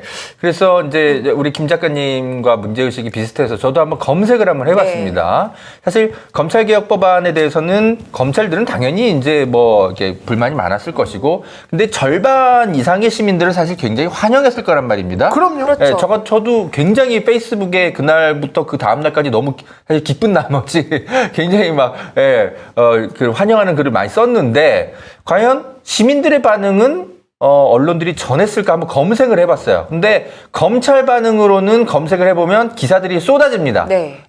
저거 뭐 제가 따로 저거 편집한 거 아니고 네. 그냥 시간 순서대로 올라온 거 그냥 그대로 편집한 거예요. 그런데 오른쪽에 보시면 알겠지만 시민 반응은 아예 기사 검색이 안 돼요. 시민 반응으로 검색을 해도 검찰 반응이 검색되고 뭐 일부 보수 단체들이 반발하고 있는 것들만 기사가 있다라는 것이 확인됩니다. 그러니까 환영하고 검찰개혁에 대한 어떤 기대감을 나타내는 시민단체들의 반응은 아예 기사도 안 쓴 거예요. 페이스북이나 SNS에 여러 그 반응들이 넘쳐났을 텐데 아예 없는 여론처럼 만들어버린 효과를 내게 된 것이죠. 그래서 그런지 이번 검찰개혁 법안이 통과되기 전에는 국민들이 상당수 많이 사실은 좀 기대하는 여론조사 결과들이 나왔어요. 네. 그런데 이것이 통과되고 난 이후에는 오히려 우려한다라는 여론조사 결과들이 발표되기도 하고 그랬습니다. 그만큼 언론들이 이런 식으로 검찰개혁을 염원하는 시민들의 반응들을 1, 2주, 3주가량 이렇게 생략해버리면 이렇게 여론이 역전되기도 한다라는 것을 보여주는 그런 현상이죠. 평소에는 네. 페이스북 출입처를 많이 삼으시더니 맞는 지적이 있습니다. 네. 그 본인들이 원하는 팩트만 찾아가지고 페이스북 글들을 이제 전달하고 우리 같은 이제 환영하는 검찰개혁을 환영하는 시민들은 그냥 투명인간 취급들 하는 것이죠. 네. 다음 기사 보겠습니다. 네, 이것도 뭐 마찬가지 취지에서 좀 문제의식을 갖고 왔는데 이 보시면 아시겠지만 지금 이제 그 검찰개혁과 관련해서는 많은 시민들이 목소리를 냈는데 네. 검찰개혁의 이 법안에 반대하는 시민들 일개 개인 정말 그 뭐 대학생들의 단체 대표도 아닌 뭐 그런 일개 좀 우익 단체들 뭐 시위만 했다 하고 뭐 그냥 뭐 어디 와서 토론회에 나서 1인 그냥 발언했다 하면 대서특필합니다. 예. 댓글들 보세요. 저거 저 변협에 나온 무슨 카이스트 무슨 대학생 1인의 발언인데도 예, 대서특필이 돼서 댓글이 막 몇백 개씩 달려 있고 2대1의 뭐 저런 기사 뭐 무슨 단체래 우익 무슨 대학생 단체라는데 모르겠어요. 전 처음 들어보는데 하여튼 저런 게 무슨 대학교 단체에 무슨 지부를 뒀거나 뭐 이런 단체 아닐 겁니다. 예, 그런데 그냥 몇몇 한 많아봤자 뭐 십몇 명 활동하는 그런 단체일 것 같은 건 추정이 되는데 아마 113개 대학에 자기들이 그냥 돈 들여서 그냥 붙였겠죠. 예, 그런데 저걸 가지고 굉장히 크게 써줍니다. 그러니까 저런 시민들의 반응들만 맨날 대서특필 되는 거예요. 예. 저거와 비슷한 맥락으로 저희가 뭐 지난주에 보도를 했지만 네. 서울대 로스쿨 학생이 반대한다라고 쓴 그러니까 것도 말이죠. 예. 대서특필을 그것도 냈죠. 심지어 익명에 누군지 익명에. 몰라요. 네. 예, 무슨 뭐 어떤 검사장의 아들이거나 딸이거나 그럴 수 있는데 알 수가 없습니다. 그런 익명의 정말 뭐 대표성도 없는 그럼요. 그런 뭐 젊은 20, 30대 친구들이 뭐 글을 한번 쓰거나 대자보를 한번 붙이면 포털 사이트에 도배가 됩니다. 예. 근데 우리 같은 시민들 수백만 명이 환영하는 목소리들은 아예 포털에서 찾아볼 수가 없어요. 예, 저도 그러니까 환영하는 글 얼마나 여론이 했었는데 역전될 내가. 수밖에 없는 것이죠. 그러니까요. 차라리 의견이 사람이 다 다양할 수 있으니까 많은 의견들이 있잖아요. 네. 그런 의견들을 좀 이렇게 좀 같이 네. 써주기라도 그렇죠. 하면. 김두일 작가도 네, 사실 네, 네. 굉장한 셀러브리티인데 네. 김두일 작가의 환영하는 글은 아마 기사로 전달한 언론이 아예 없을 거예요. 없습니다. 그죠? 네. 저 오직 유튜브에서만 나옵니다. 참 이래도 되는 겁니까? 네. 아유, 네. 계속 보겠습니다.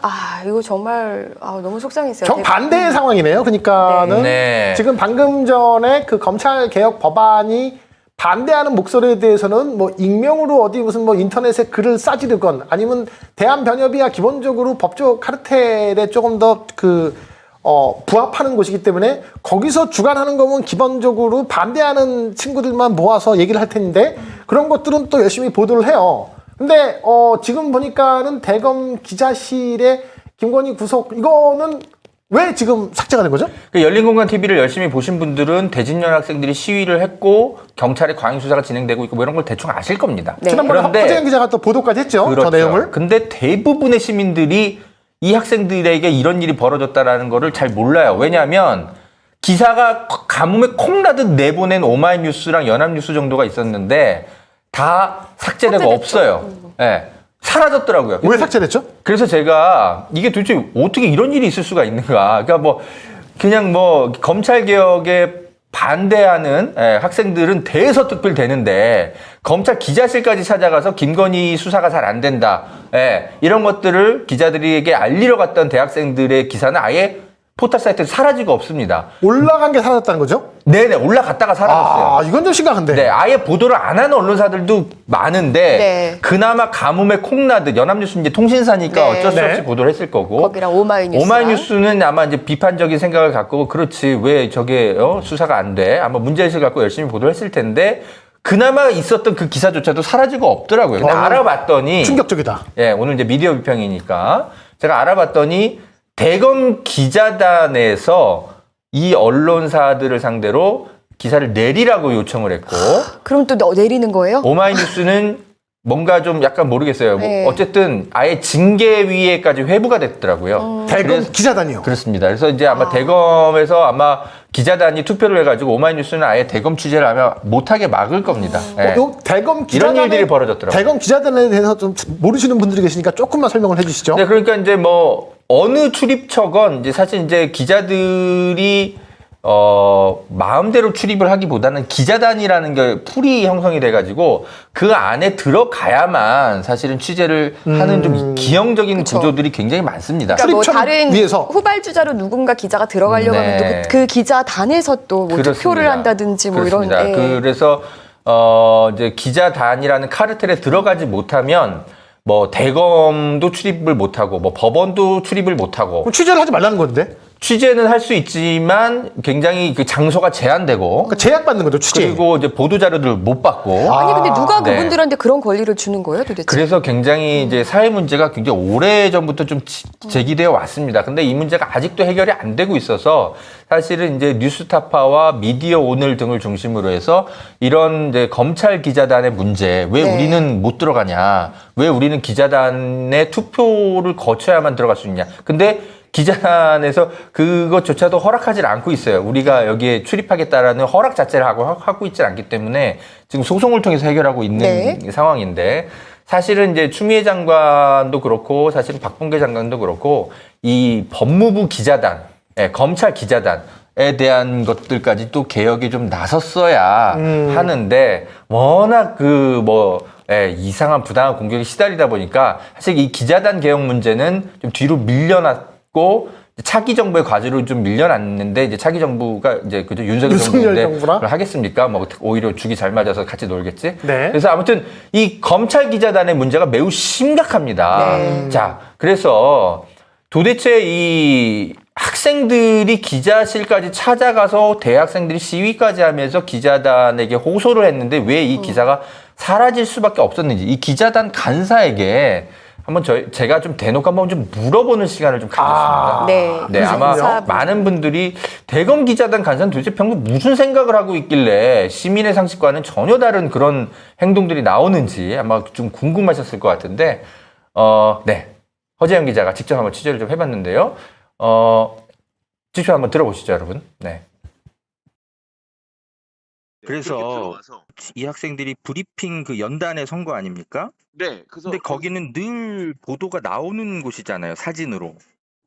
거기에 대해서 그 보도를 지금까지 늘 해왔던 장소에 대한 사진 기사가 나간 건데, 네, 근데 오마이뉴스가 이러한 이유로 징계를 당하는 게 이게 맞는 건가 그 부분에 싶어가지고요. 대해서는 네, 대검 청사 내부 안에서 브리핑을 할 때 네, 검찰 관계자들이 브리핑을 할 때 네, 사진을 찍어서 그 장소가 공간이 사진으로 계속 나갔던 것이지 네, 시민단체가 와서 거기서 쓴 적도 없고 네, 그 다음에 국회의원들이 와서 무슨 뭐 고발장 내고 와서 한다고 했을 때도 네, 기자실 안에 들어와서 한 게 아니라 네, 다 대검 청사 밖에서 해서 그거에 대한 사진을 찍어서 보도가 나갔었거든요. 네.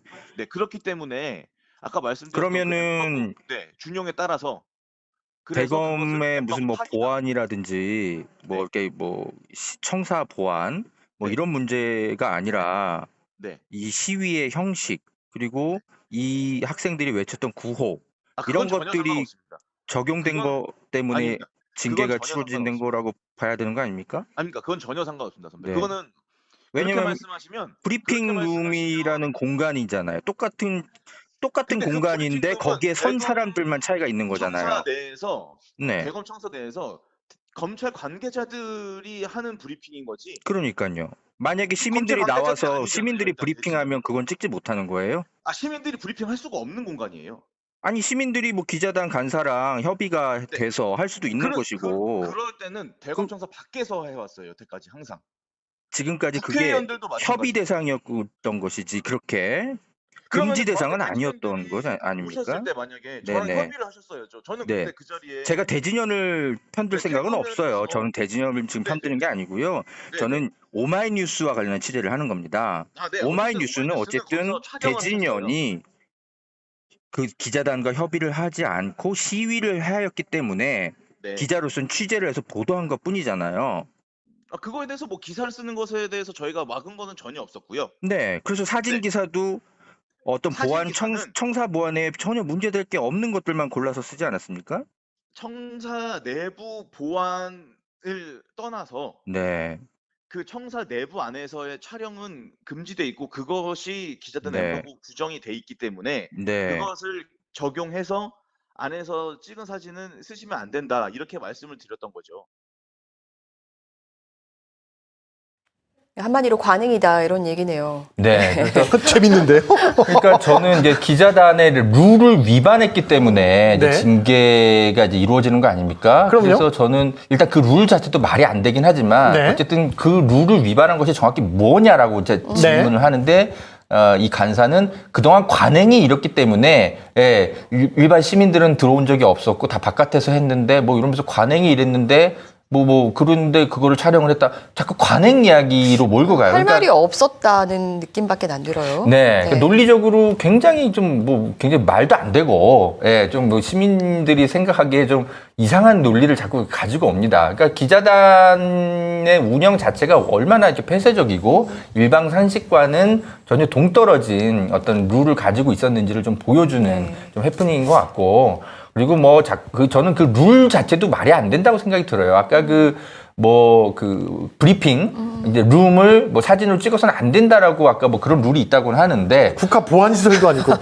왜 사진 찍으면 안 된다는 거야? 근데 브리핑 연단은 늘 사진 기사로 나갔던 곳이거든요. 그러니까요. 그거 네. 자체가 이 해명과는 모순이 있는 겁니다. 그래서 맞습니다. 그 대진현 학생들이 어디 기자실 곳곳을 돌아다니면서 그죠? 해주는 그러니까요. 것도 아니고. 거기서 무슨 막 늘 뒤엎은 것도 아니고. 사진에 나오는 그 브리핑 연단에 서 있었고 오마이뉴스는 그것만 보도했을 뿐인 거거든요. 네. 그러니까 그냥 늘 사진 기사에 나오는 곳을 촬영했고 그것을 보도했을 뿐인데, 네. 거기가 촬영 금지된 곳이다라고 얘기하는 이미 그 말 자체가 모순인데다가 이상한 횡설수설을 사실 하는 것이죠. 그러니까 저희도 평화남에서도 저 학생들을 사실 인터뷰를 했었어요. 네네. 근데 이제 학생들이 그래도 기자실을 선택했을 때는 네네. 그래도 언론에 하고 싶은 말이 있으니까. 뭔가 그래도 정말 실오락이라도 붙잡는 심정으로 기자실을 네. 선택한 거 아니겠어요? 근데 이렇게 무참히 또 짓밟혔네요. 네. 네. 조금 더 대화를 나눠봤는데요. 역시 또 모순적인 이야기들을 계속 이어갑니다. 조금 더 지켜보시죠. 일단 그 공간은 어쨌든 국민들의 세금으로 운영되고 있는 공간이고 사실 우리 기자들은 그것을 빌려 쓰는 곳 아닙니까? 네, 그렇죠. 네, 그렇기 때문에 시민들의 어떤 돌발 행동과 관련한 취재에 대해서는 좀 더 이런 돌발 상황을 어쨌든 보도는 해야 되기 때문에 좀 더 유연하게 운용해야 되는 거 아니냐 이런 비판이 있을 수밖에 없어요. 그거에 근데 대해서는 어떻게 그런 생각하세요? 식으로 방향을 정해서 하신다면 네. 선배 알아서 쓰시고요. 네, 저 근데- 질문에 답이나 해주세요. 네. 네, 아니 그거는 제가 굳이 제 질문에 대한 답도 안 하셨는데 제가 굳이 또 답을 드려야 돼요? 저도? 네? 저도 답을 드려야 돼요? 답은 안 하셔도 되지만 네. 어쨌든 국민이 저는 일단 위임한 궁금한 공간을 게- 직접 운영하시면서 기자단 간사로 일하고 계시잖아요. 제가 말씀하실 뭐 책임은 운영하지 있는 거 않죠. 아닙니까? 제가 아니- 운영을 하는 거 아니죠, 그 기자실을. 운영을 대표해서 협의하고 계시잖아요. 기자단 간사로서. 그죠? 그 공간을 대신해서 관리하고 계시다고요. 국민을 대신해서. 그렇잖아요. 그러니까 답변하실 책임은 있죠. 네, 이만 끊겠습니다, 선배. 답변에 그렇게 책임이 뭐 있으신 거 정해놓고 아닙니까? 말씀하시면 기자단 제가 뭐라고 간사시잖아요. 말씀을 드려요. 기자단 네, 알겠습니다. 간사시잖아요. 네, 끊겠습니다. 네. 사실 뭐 시간 관계상 좀 생략을 했는데 네네. 사실 이 기자단 간사가 저한테 뭐라고 반문을 했냐면 왜 경찰청 기자실에 대해서는 취재를 안 하냐 저한테 이렇게 반문을 하더라고요. 그래서 제가 답변을 안 해버렸던 겁니다. 네. 아니 대진현 학생들이 경찰 기자실을 찾아가서 똑같은 해프닝이 벌어졌는데 보도가 안 나왔고 뭐 징계도 하고 이러면 당연히 또 취재를 했겠죠. 그렇죠. 근데 그런 일은 벌어지지 않았기 때문에 검찰 기자단에 대해서 제가 취재를 하는 것인데 네. 왜 검찰에 대해서만 검찰 기자단에서만 취재를 하고 경찰 기자단에 대해서 취재를 안 해요? 뭐 이상한 쪽으로 자꾸 얘기를 하는 겁니다. 그런데다가 제가 이제 어쨌든 논리적으로 이 공간은 어쨌든 시민들이 위임 기자단에게 운영을 위임한 공간이기 때문에 시민들의 뜻과 좀 다른 방식의 해프닝과 일들이 벌어진다면 답변하실 좀 책임이 있는 거 아니냐라고 물었지만 글쎄 모르겠습니다. 뭐 답변하고 싶지 않은 건지 아니면 논리적으로 자신에게 문제가 있다는 걸 스스로 자각을 해서 그런 건지 더 이상의 답변을 하지 않는 모습을 좀 보셨고요. 아까 분명히 본인도 국민 세금으로 운영된다 뭐 이런 얘기를 하셨는데 그렇다면 오히려 더 책임을 가지고 뭔가 말씀을 좀 해주셔야 될 것 같은데요. 그렇죠. 검찰 기자단 간사는 사실은 국민을 대리해서 사실은 검찰을 이제 출입하면서 여러 가지 이제 그 공적 공간을 대신해서 운용에 사실 개입하는 이제 대표 자리이기 때문에 책임감은 가지고 있어야죠. 네. 그래서 제가 이 간사가 이제 아시아경제 이제 법조기자라고 하더라고요. 네. 도대체 왜 이렇게 논리적으로도 말도 안 되고 되게 형편없는 답변을 하는 사람이 기자단 간사가 될 수 있었을까? 좀 의아해서 이 간사 허경준 기자가 쓴 기사들을 조금 살펴봤습니다. 또, 네. 살펴봤더니 네. 제 예상대로 네. 뭐 그냥 친검 기자로 그냥 영혼을 팔아서 거의 살고 있더라고요. 보면은 제가 이거를 이 친구의 이제 이 기자단 간사 허경준 기자의 기사를 그냥 시간 순서대로 쭉 가져왔어요. 제가 이걸 네네. 따로 편집한 게 아니고요. 보십시오. 이 검찰개혁법안과 관련해서 정말 시민사회에 정말 첨예한 논쟁이 있었는데 그저 그냥 검찰의 입장만 쭉 대변하는 기사들로만 그냥 시간 순서대로 다 그냥 그런 기사입니다.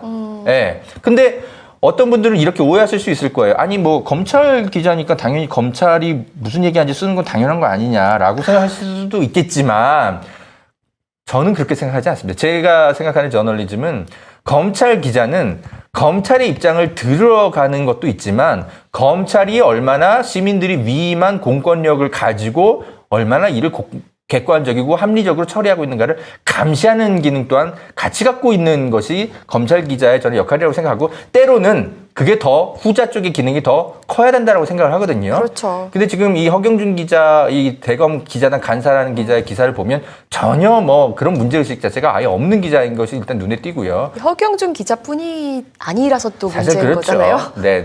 그다음 네. 또 슬라이드 네. 보여주시죠. 여기 보면은 이거 또 칼럼도 쓴 게 있더라고요. 네. 이 허경준 기자에 대해서 오늘 좀 집중적으로 파고 있는데 보면은 이제 이거는 이제 본인의 생각을 담은 칼럼 기사입니다. 이게 네. 보면은 검찰 개혁 법안이 이제 추진되는 것들에 대해서 이런 식으로 써놨습니다. 수기를 거치지 않고 단 3주 만에 70년을 유지한 우리나라 형사사법 체계를 뒤바꿔 버렸다. 민주당을 비판해야 된다. 뭐 이렇게 네. 이렇게 썼던데 이게 동의가 되십니까? 가평 작가는 소리 하고 있네요, 진짜. 네.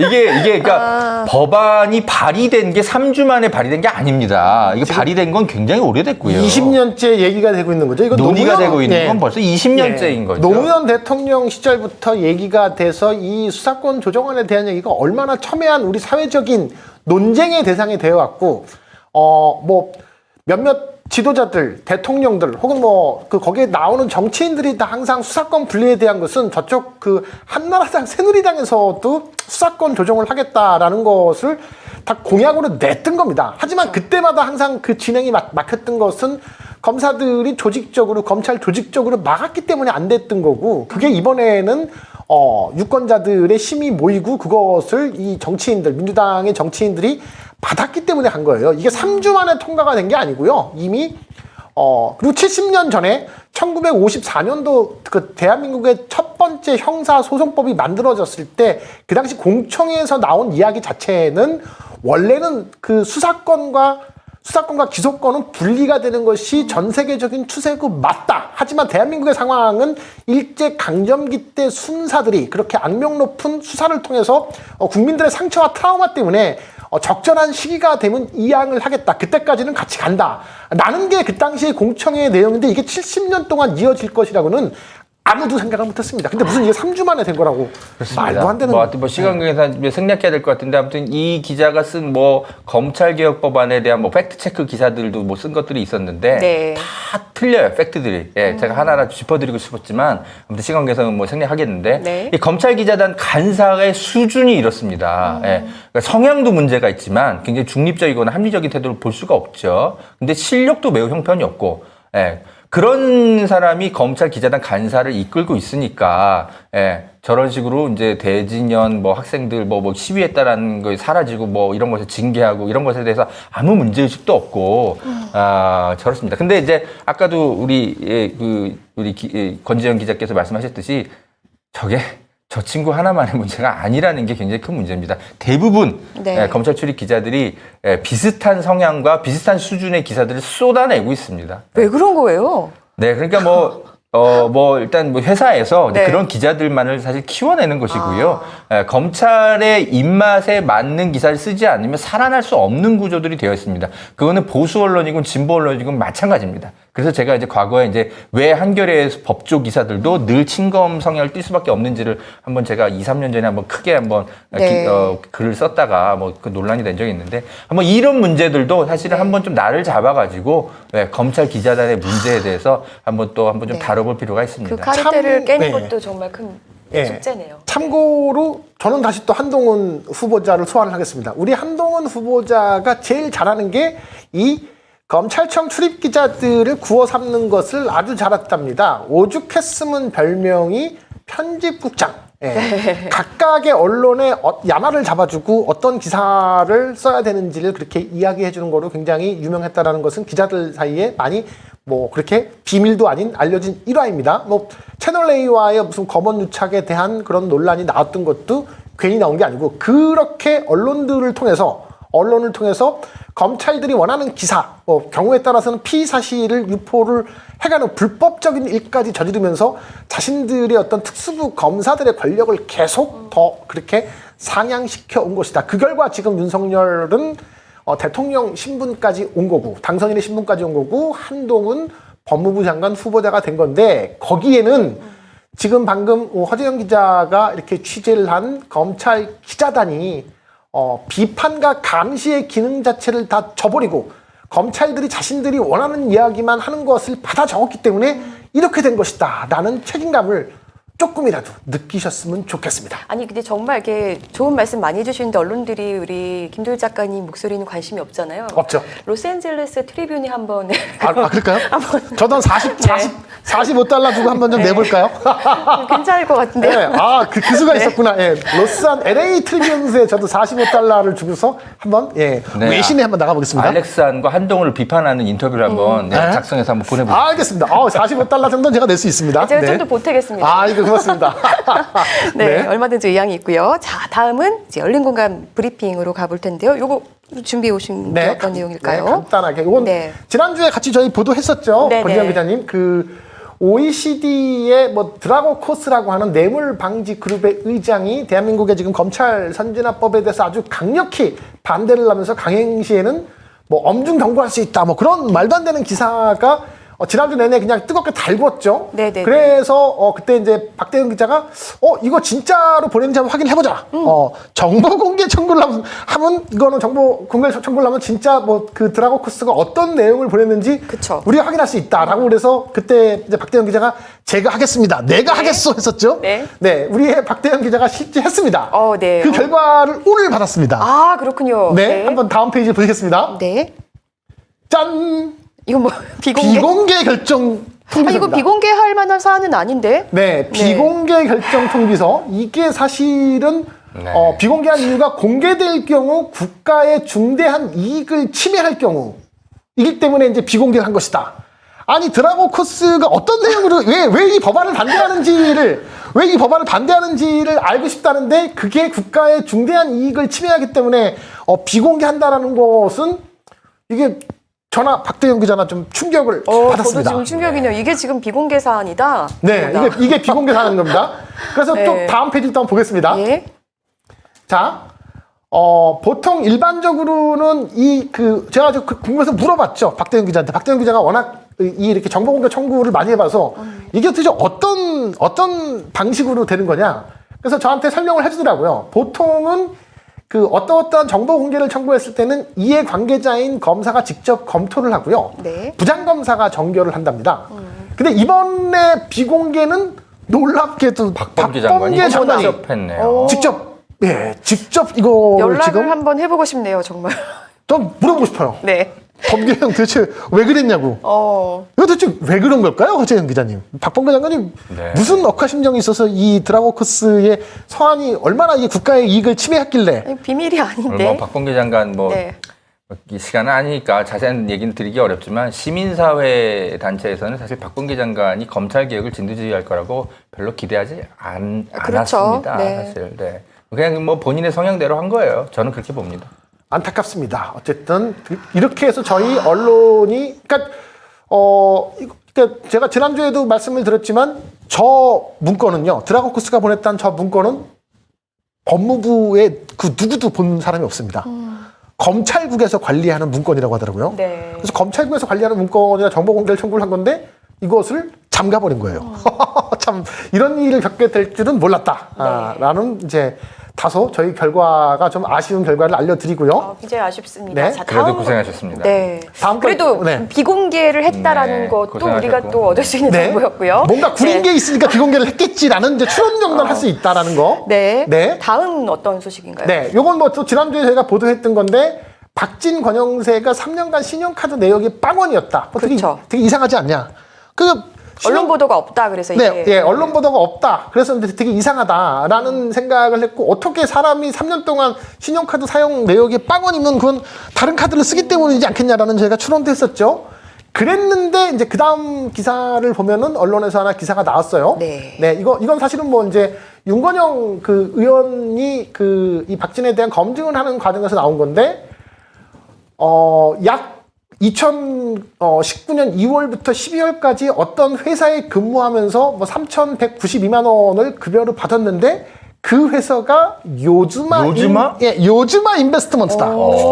예, 이 요즈마라는 이름이 나오면 또 이 열린 공감을 조금 전에 본 사람들은 네. 귀가 번쩍 뜨이는 네네. 귀가 아니 박진이 여기서 왜 나와? 저는 박형준이 여기서 나오는 것을 보는 것만으로도 굉장히 이제 피곤했고 지난 4.7 보궐선거 때 얼마나 우리가 빡세게 고생한 게 났는데 아니 여기서 왜 갑자기 박진이 나와?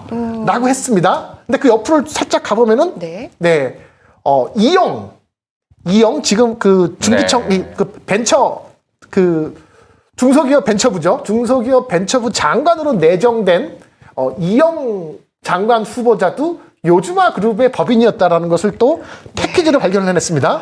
그래서 이 요즈마는 우리가 그때 박형준 때문에 열심히 쫓았는데 갑자기 여기서 왜 박진과 이영이 나오는가에 대해서 요즈마를 오래 쫓았던 사람으로서 이렇게 이제 보도를 할 수밖에 없었다라는 말씀. 네, 오늘 뭐 미디어 비평 시간이라 뭐 이 부분 자세하게 얘기하기는 좀 그렇지만 이거는 저희 열린공간 TV 취재진이 좀 더 확인 취재를 좀 해서 다음 주라도 좀 추적 보도를 이어가야 될 사안 아닌가 싶은데요. 맞습니다.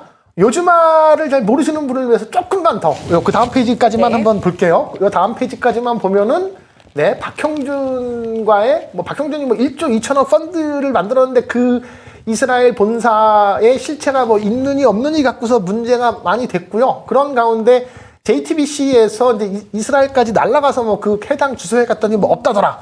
라는 걸 보도했다가 100억짜리 소송을 맡기도 하고요. 그 소송이 지금 똑같죠. 아까 지금 한동훈이 소송했던 것처럼. 그래서 이런 일들이 있는 회사 정도였다라는 것 정도. 그러니까 팩트 정도만 오늘 가볍게 이제 나열해 드리고 이제 그 다음 거 또 넘어가 보겠습니다. 네. 야, 오늘 참 되게 많이 하는데 마윈이 누구냐면 알리바바라고 하는 중국 내 굉장히 아주 큰 IT 기업의 창업자이자 회장입니다. 잭마라고 해서 굉장히 유명한 사람이죠. 네. 근데 갑자기 지난 주중에 알리바바 창업주의 마윈이 중국의 국가 전복 혐의로 긴급 체포가 되었다라는 속보 형태로 중앙일보에 기사가 나왔어요. 네. 제가 이제 중국 언론을 봤더니 CCTV에서 그 체포가 됐다라는 국가 전복 혐의로 체포가 됐다라는 기사 나왔는데 저 밑에 뭐 그 자세하게 한번 요 그 마윈 밑에 사진을 한번 확보해 주겠어요? CCTV 걸. 네, 보면은 마모모 씨예요. 마모모 씨. 네. 마윈이라고 나오진 않았고 여기 우측으로 한번 보겠습니다. 우측을 이건 저 지금 CCTV 기사가 나오기 전에 약 30분 전에 나왔던 건데 마찬가지로 국가 전복 혐의로 마모 씨가 체포되었다.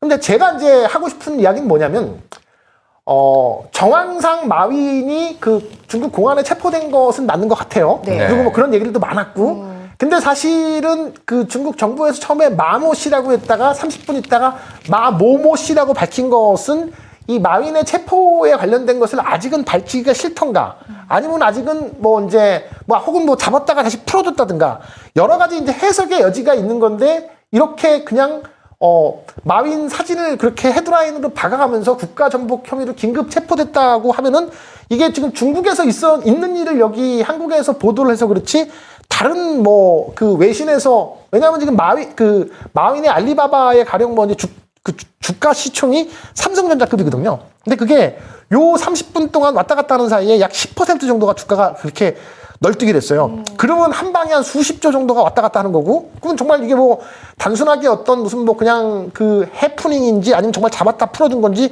정말 잡아간 건지 그런 것들을 예를 들어서 뭐 국내에서 그런 일이 있으면 취재를 통해서 우리가 무슨 뭐 어떤 취재를 통해서 소스를 가지고서 할 텐데 이건 그냥 여기 중국의 외신에 나온 한 페이지를 갖고 이런 식으로 우리나라 국내 언론에서 해외 외신을 그렇게 다는 것이 미디어로서 합당한가?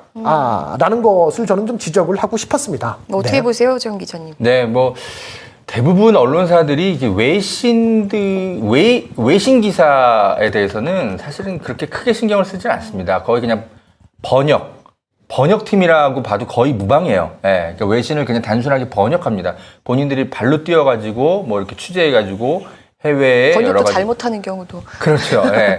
거의 뭐 번역 기사 팀 정도의 운영을 하고 있는데 그렇기 때문에 사실 이런 고질적인 문제들이 계속 반복되고 있죠. 사실 우리나라의 언론 환경이 사실은 굉장히 문제가 큽니다. 우리나라는 그 정치부에 너무 많은 기자들을 두고 있고, 예. 근데 그 정치부 기자들도 뭐 본인들이 뭐 탐사 취재를 하는 게 아니라 그냥 정치인들 말 그냥 받아 적는 거거든요. 예. 그러니까 사실은 우리나라의 국민들의 관심사들이 사실은 매일 국내 뉴스에 거의 집중되는 게 형편없는 외신 기사들 때문이기도 합니다. 외신 기사가 별로 읽을 게 없거든요. 그러니까 네. 해외 뉴스나 이런 것에 별로 관심도 안 두고 뭐 엉망진창 기사가 나오든 말든 크게 화제도 안 되고 오늘 김두일 작가가 이렇게 지적하지 않으셨으면 이런 일이 사실 있는지도 대부분 국민들은 모를 텐데 우리나라의 언론사들의 그 외신 보도는 너무나 거의 아마추어틱한 그냥 번역팀 정도 수준으로 운영하기 때문에 늘 이런 총극들이 발생을 하는 겁니다. 네, 알겠습니다. 예, 다음 소식도 저는 굉장히 경악하면서 봤던 건데요. 네. 가져오신 분 알려주시죠. 미디어오늘에서 보도했어요. 이거는 지금 현재 미디어오늘에서 보도를 했지만 전 놀랐어요. 그러니까 거의 신원조회 수준. 그러니까 그 뭐 두 분이 그 취업을 하던 시절에 어떻는지 모르겠지만 제가 취업을 하던 시절에는 이제 신원조회서라는 것을 뭐 전과 기록이 있는지 뭐 그런 거 이제 포함해서 흔히 말하는 뭐 부모님 뭐 네 아버지 뭐 하시니? 뭐 그걸 다 요즘은 기업에서도 네. 웬만하면 그런 거 안 쓰잖아요. 그런 거 물어보면 지금 그렇게 차별법으로 도리어 더 징계를 받습니다. 그쵸. 지금 기업들은 그래서 블라인드로 다. 다 블라인드로 합니다. 네. 그래서 그런 것들이 그렇게 신원 조회를 하는 것 자체는 사실은 이제 이미 뭐 10년 전 이상에 다 사라진 문화인데 이게 인수위에서 네. 인수위 출입 기자들에 대한 신원 조회서를 내라고 했는데 그 내용이 이제 우측에 나왔지만 상당히 괴랄한 수준이에요. 상당히 아주 거의 뭐 예전에 정말 무슨 부모, 배우, 자녀자들의 네. 뭐 직업이나 어떤 아니 북한 거주 가족이 있는지를 도대체 그걸 왜 파악을 하는 거죠? 그러니까 이게 보니까 국정원에서 사용했던 그러니까 과거에 국정원에서 네. 신원조회하는 수준의 것이에요. 네. 근데 더 문제는 좌측에 나와 있는 내용을 보면 같지만 기재사항을 누락하거나 허위로 기재할 경우 국가공무원법 등 관계 법령에 의해 불이익을 받을 수 있다? 아니 기자가 공무원이야? 아니 저런 걸 쓰라고 하는 것도 웃긴데 이거를 제대로 안 쓰면은 기자한테 그렇게 뭐 책임을 묻겠다라는 것까지도 서약을 하도록 만들었으면 저는 이건 기자들이 정말 들고 일어나야 될 되게 심각한 문제라고 봤는데 놀랍게도 이거는 미디어 오늘에서만 기사가 나왔고 그 어떤 기사들도 나오지 기자협회 않았더라고요. 당연히 비판적인 성명이 나와야 되고요. 언론 노조에서도 가만히 있어서는 안 되고 국가인권위원회 제소해야 됩니다. 물론 네, 실수라고 해명을 하긴 했는데 실수라고 하는 해명이 사실 별로 실수라고 해명을 했어요. 문제가 되니까 이 기사가 나간 다음에 그나마 실수였다. 아니 뭐 근데 이것도 솔직히 이게 얼마나 아마추어틱한 정부인지 네. 일단 이렇게 드러내는 하나의 에피소드인데 염려되는 건 이게 과연 실수일까? 이제 이 사람들의 그냥 기본적인 사고방식 자체가 이렇기 때문에 저는 윤석열 정부 내내 반복될 문제가 아닌가 일단 기시감이 느껴지네요. 이 방공법, 과거의 방공법, 군인들이나 아니면 뭐 이제 저기 뭐 국정원에 들어가는 사람들, 예를 들면 제 경우는 아버지가 이북의 고향이시거든요. 네. 네, 그래서 이제 저도 이제 실향민 2세대가 되는 거기 때문에 이제 저 같은 경우는 이제 공직자가 될 수가 없었던 거죠. 옛날 기준 봤을 때는 그런 식으로 뭐 북한에 거주한 뭐를 찾는다는 것 자체가 아주 그 군사 독재 정권 시절이나 있을 법한 방공법이나 연좌제가 사실상 지금 염두에 둔 건데 그게 지금 2022년도 그것도 대한민국의 기자들을 대상으로 할 줄은 몰랐다. 정말 경악스럽다. 그래도 친교 인물은 왜 적고 재산은 왜 적어야 되는 건지 모르겠습니다. 그러게 말입니다. 아니, 예, 제가 이 기사를 제 페이스북에 링크를 했는데 어떤 분이 댓글에다가 4주를 적으라는 말이 없는 게 오히려 신기하다 이렇게. 4주. 네. 해외에 이런 사실이 알려질까 봐 사실 걱정됩니다. 아우, 부럽습니다. 얼마나 네. 창피하겠습니까? 네. 자, 다음은 이제 마지막 그 내용은 브리핑의 내용은 이제 우리의 이제 평화나무의 권지현 기자께서 지금 평화나무에서 뭔가 또 이제 지금 현재 그 공명선거 관리를 위한 감시단을 위한 지금 준비를 하고 있는데 그 언론들에서 당연히 같이 이걸 협조를 할 거라고 생각을 했는데 모종의 지금 이렇게 이상한 기류가 느껴진다면서요. 그러니까 저희가 이제 공명선거 감시단을 이제 4기째 운영을 하고 있고요. 사실 두 분 혹시 종교가 없으시죠? 저는 뭐 없습니다. 네, 저는 근데 이제 없습니다. 이게 단지 그 종교만의 문제가 아니라 종교의 문제가 사회 문제라는 거는 이번 대선 과정에서 여실히 보셨을 거예요. 윤석열 대통령이 나오면서. 그래서 저희가 이제 공명선거 감시단을 운영하는 이유는 종교가 더 이상 이렇게 정치화하면서 사회 짐이 되면 안 된다 이런 취지로 운영을 하고 있는 거거든요. 그래서 저희가 캠페인, 라디오 캠페인을 제작을 했어요. 네네. 그래서 이제 대행사를 통해서 이제 그 코바코 심의도 거쳐서 코바코 심의도 거쳐서? 네, 그래 당연히 통과가 되고 왜냐면 전혀 문제가 없는 광고였기 때문에 심의를 받아서 극동방송과 CBS에 의뢰를 했는데요. 두 기독교 방송국이네요. 네, 근데 두 곳에서 모두 거절을 당했습니다. 아니, 근데 이제 거절을 당했다고요? 예, 거절을 당했고요. 그 대행사 측에서는 그 대행사가 아마 한 10년 정도 된 대행사인 것 같은데 제가 이런 사례가 있었냐라고 좀 물어봤더니 본인들은 10년 만에 처음이라고 하더라고요. 그러니까 심의 통과했는데 이렇게 거절당한 이유가 왜냐하면 요즘에는 특히 라디오 같은 경우는 이제 수익 구조가 굉장히 어렵잖아요. 어렵죠. 특히 또 개신교 방송사들은 더욱더 그럴 텐데 물론 극동방송은 자산 순위가 지금 MBC, KBS, SBS 다음입니다. 그 정도예요? 네, 굉장히 자산이 목사님, 자산가신데 놀라우시네. 물론 CBS 같은 경우는 굉장히 어려우신 걸로 제가 알고 있는데 그럼에도 불구하고 저희의 공명선거 감시단 캠페인 전혀 공익적으로 문제가 없는 캠페인을 거절했다는 거는 이거는 굉장히 이제 우경화되고 있는 거 그리고 이 개신교 목사들이 얼마나 이 공명선거를 하자라는 거 자체로 얼마나 불편해하는지를 사실은 알 수 있는 대목이거든요.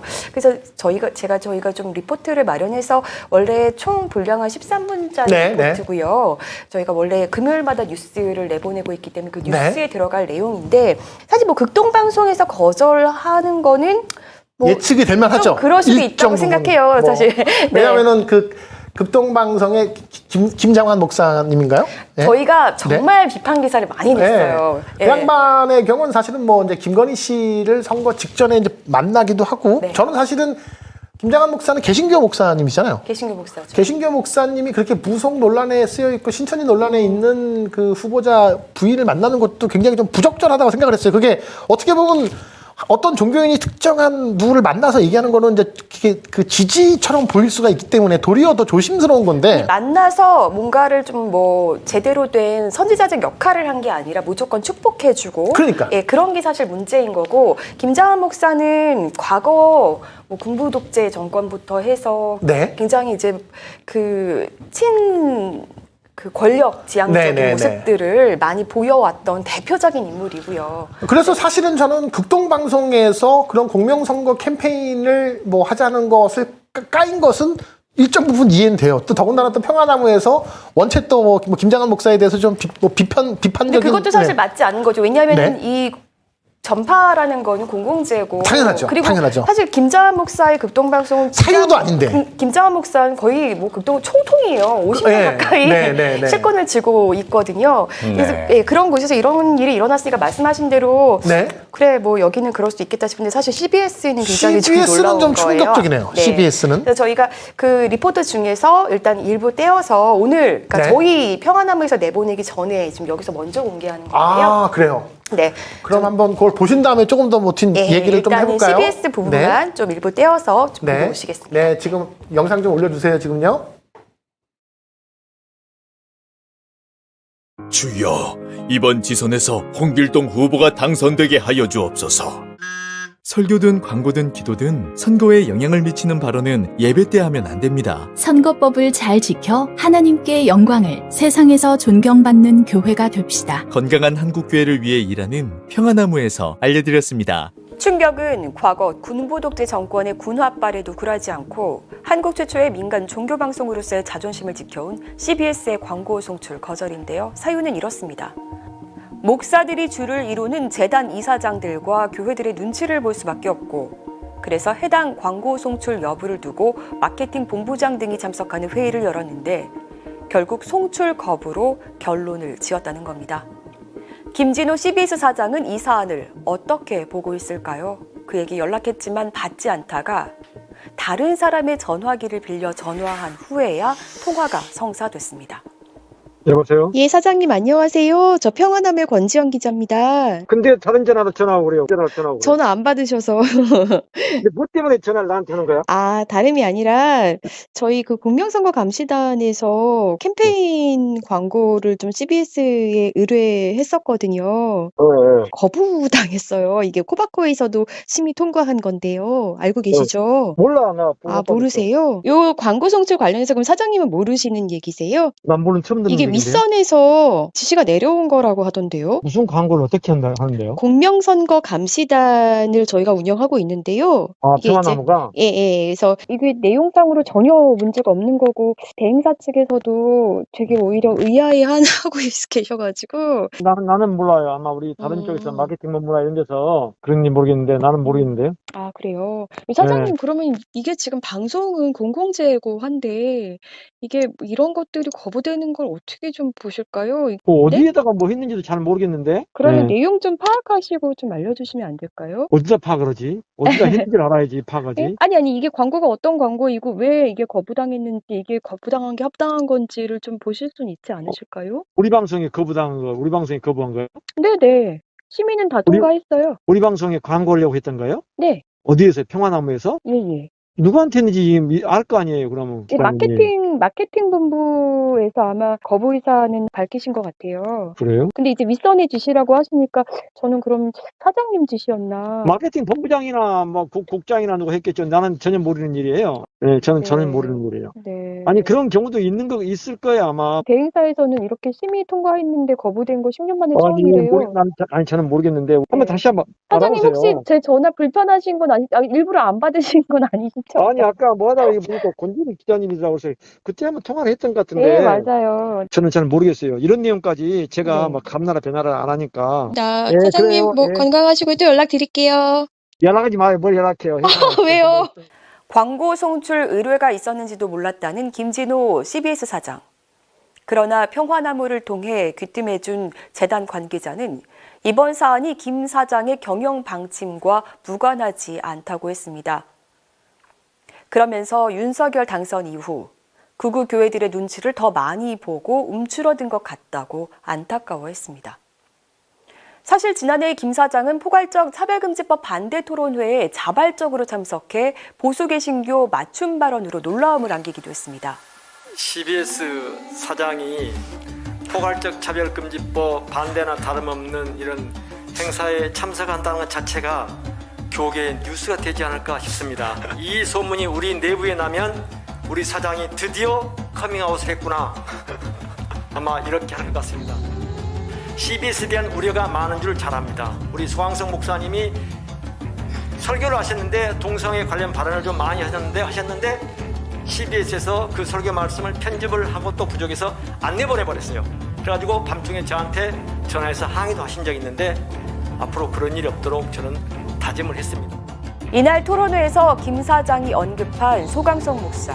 그 역시 CBS 재단이사 19명 중 한 명입니다. 목사님, 목사님들께서 혹시 저희 평안나무 공명선거 감시단 활동 많이 불편해하시나요? 글쎄요, 모르겠네. 거긴 저도 그 감시단 때문에 선관위 가서 4시간인가 조사받았네. 아, 진짜요? 그래서 공명정대하게 공정하게 한다고 이제 해서 건데 기본적으로 가면 2시간 받잖아요. 근데 조금 더 하다 보니까 거의 아마 4시간 받았을 거예요. 이 활동 자체가 문제가 있다고 생각하시거나 뭔가 그러시진 않을 것 같은데요. 네. 혹시 다른 목사님들이나 이제 분위기 좀 어떤지 너무 궁금해요. 다른 분들이야 조금 긴장을 한다 불편하게 생각을 할 수도 있겠죠. 진짜요? 그러니까 나도 더 조심하고 그러는 거죠. 그러니까요. 목사님은 저희 활동 어떻게 보세요? 그거 안 해도 되는데 상관이라 그걸 하니까 제가 고생을 좀 했죠. 그러셨구나. 내가 이게 앞으로 조금 더 아무리 마음이 있어도 더 조심해야 되겠구나 그런 생각을 했죠. 네. 혹시 저희 그 공명선거 감시단 캠페인이 CBS 전파를 타게 되면 불편해하실 분들이 많을까요? 나 깊이 생각을 안 해봐서 모르겠네. 목사님께서 혹시 반대하시거나 그러시진 않죠? 나는 아직 그걸 깊이 생각해본 적이 없다니까요. 반대 고자시고 해본 적이 없어요. 교회에서 선거법을 잘 지키지 않은 캠페인을 불편해하는 교회와 또 개신교 방송사들. 한국교회 자정 노력을 위해 써온 평화나무가 불편한 교회와 개신교 방송사들입니다. 한국교회는 과연 어디로 가고 있는 겁니까? 평화나무 뉴스 권지연입니다.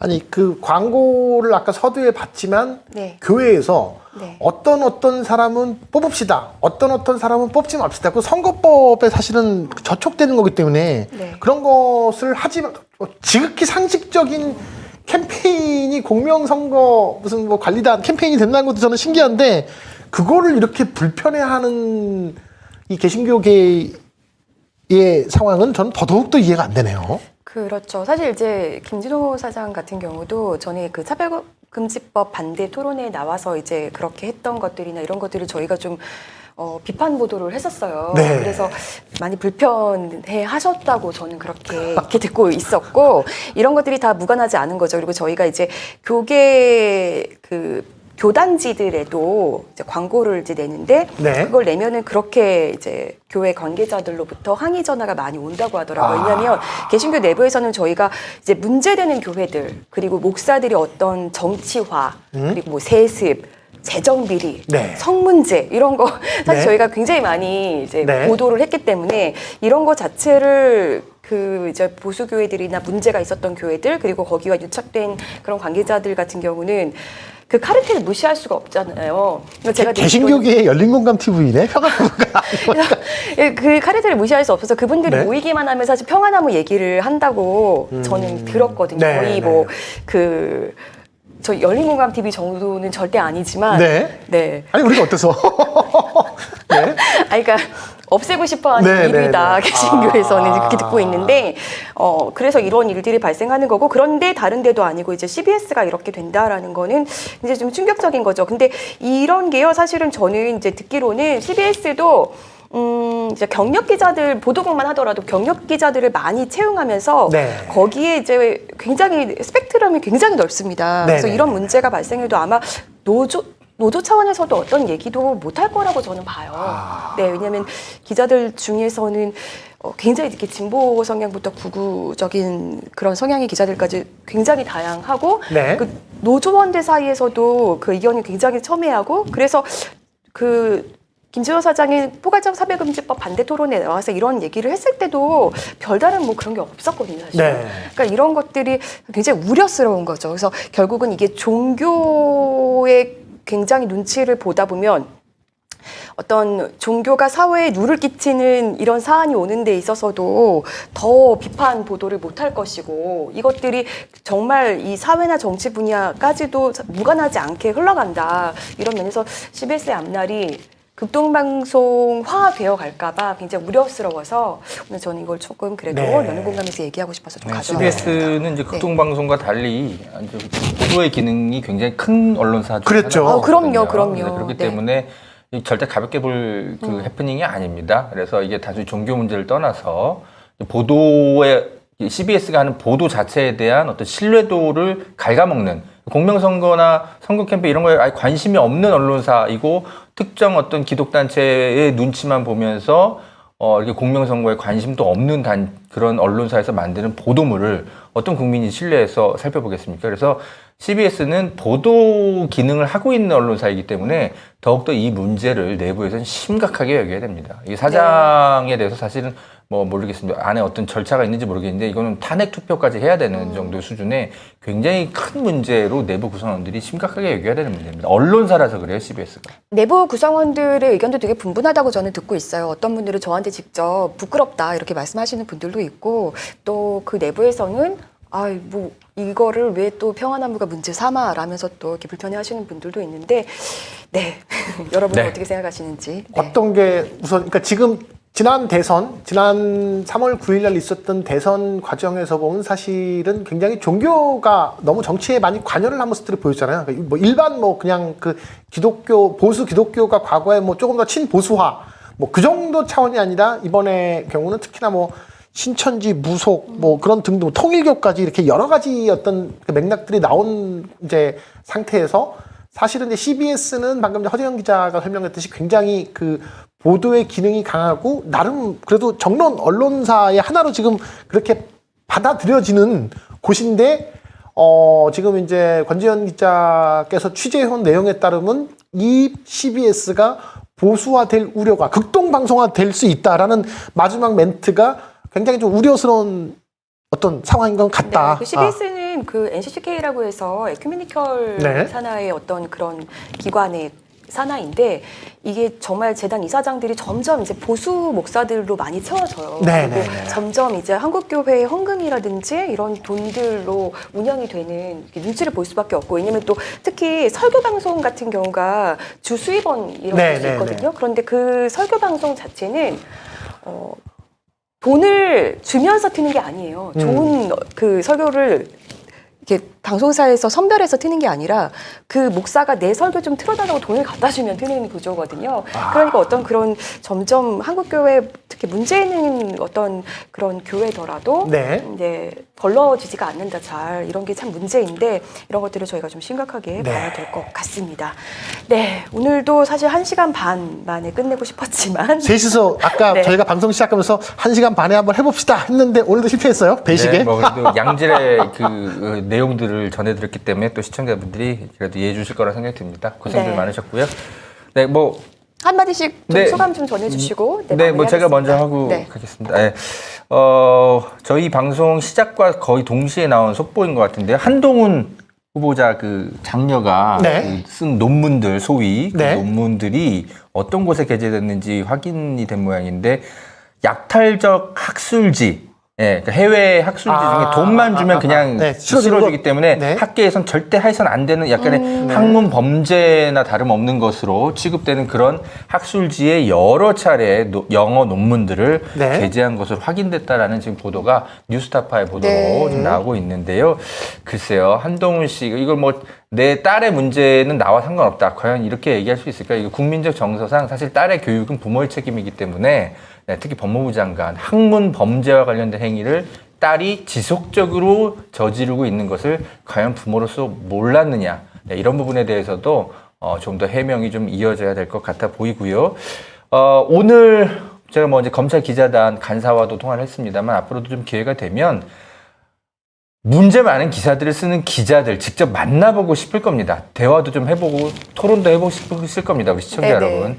저희 열린공간TV 기자들이 대신해서 좀 발로 뛰면서 그 기자들과 논쟁해보는 그런 오늘과 같은 시간들도 좀 많이 마련해서 기자들을 개혁하는 데에 역시 또 이 미디어 비평 시간이 좀 많이 좀 이렇게 활용이 또 될 수 있도록 저희도 노력을 좀 해보겠습니다. 네, 감사합니다. 네. 예, 저도 그럼 한동훈 얘기로 마무리를 해야겠네요. 지금 방금 허재영 기자가 속보로 그 알렉스가 쓴 논문이 약탈적 학술지에 게재가 되었다라는 말씀을 하셨는데, 예, 그러한 어떤 약탈적 그 학술지에 게재하도록 만든 저는 카운셀러가 있다라고 지금 계속 궁금해하고 추적을 하고 있었는데, 이미 이제 미시 USA 같은 곳에서, 그러니까 미국에 계신 여러 학부모들을 통해서 지금 이제 제보들이 현재 올라오고 있습니다. 예, 지금 현재 나오고 있는 얘기는 알렉스의 이모, 그러니까는 이제 그 한동훈의 처형이죠. 처형이 진이라는 이름을 쓰는 그 지역의 캘리포니아 쿠퍼티노라는 지역의 아주 유명한 입시 카운셀러, 그러니까는 스카이 캐슬에 나오는 네. 그 이서영과 같은 네. 역할을 갖고 있는 카운셀러로 굉장히 유명하다고 합니다. 그래서 지금 그 제니의 이제 두 딸들이 학교를 미국의 되게 유명 대학에 치대를 보냈는데, 그것과 너무 이제 유사한 수법이라는 어떤 내용들이 올라오고 실지 자료들이 더 모이기 때문에 아마 제 생각에는 한동훈 후보자의 인사청문회가 시작되기 전에 아마 그런 부분들도 이제 알려질 가능성들이 있다. 저는 한동훈 후보자에게 이렇게 말씀을 드리고 싶어요. 조국 장관과 달리 지금 한동훈 후보자는 현재 만들고 있는 이 스펙들이 예를 들어서 이미 대학에 입학한 상태였다고 하면은 뭐 각종 뭐 사문서 위조나 뭐 업무 방해죄로 구속 기소가 되는 게 지금의 이제 그 조국 장관과 동일한 이제 상황이라고 볼 수 있겠지만, 현재 그 알렉스의 경우는 이제 고등학생이신 분이기 때문에 업무 방해죄가 지금 이제 적용이 되진 않겠죠. 그럼에도 불구하고 한동훈 후보자께서는 본인이 법무부 장관 후보자가 되었기 때문에 그 당시 특수부 검사로서 조국 일가에게 대했던 것과 매우 똑같은 동일한 관점으로 지금 검증을 스스로 받으시라라는 말씀을 드리고, 거기에 넘어설 자신이 없으면 스스로 사퇴를 하는 것이 맞다라고 저는 그렇게 주장을 하고 싶습니다. 네. 네. 좋은 말씀 감사하고요.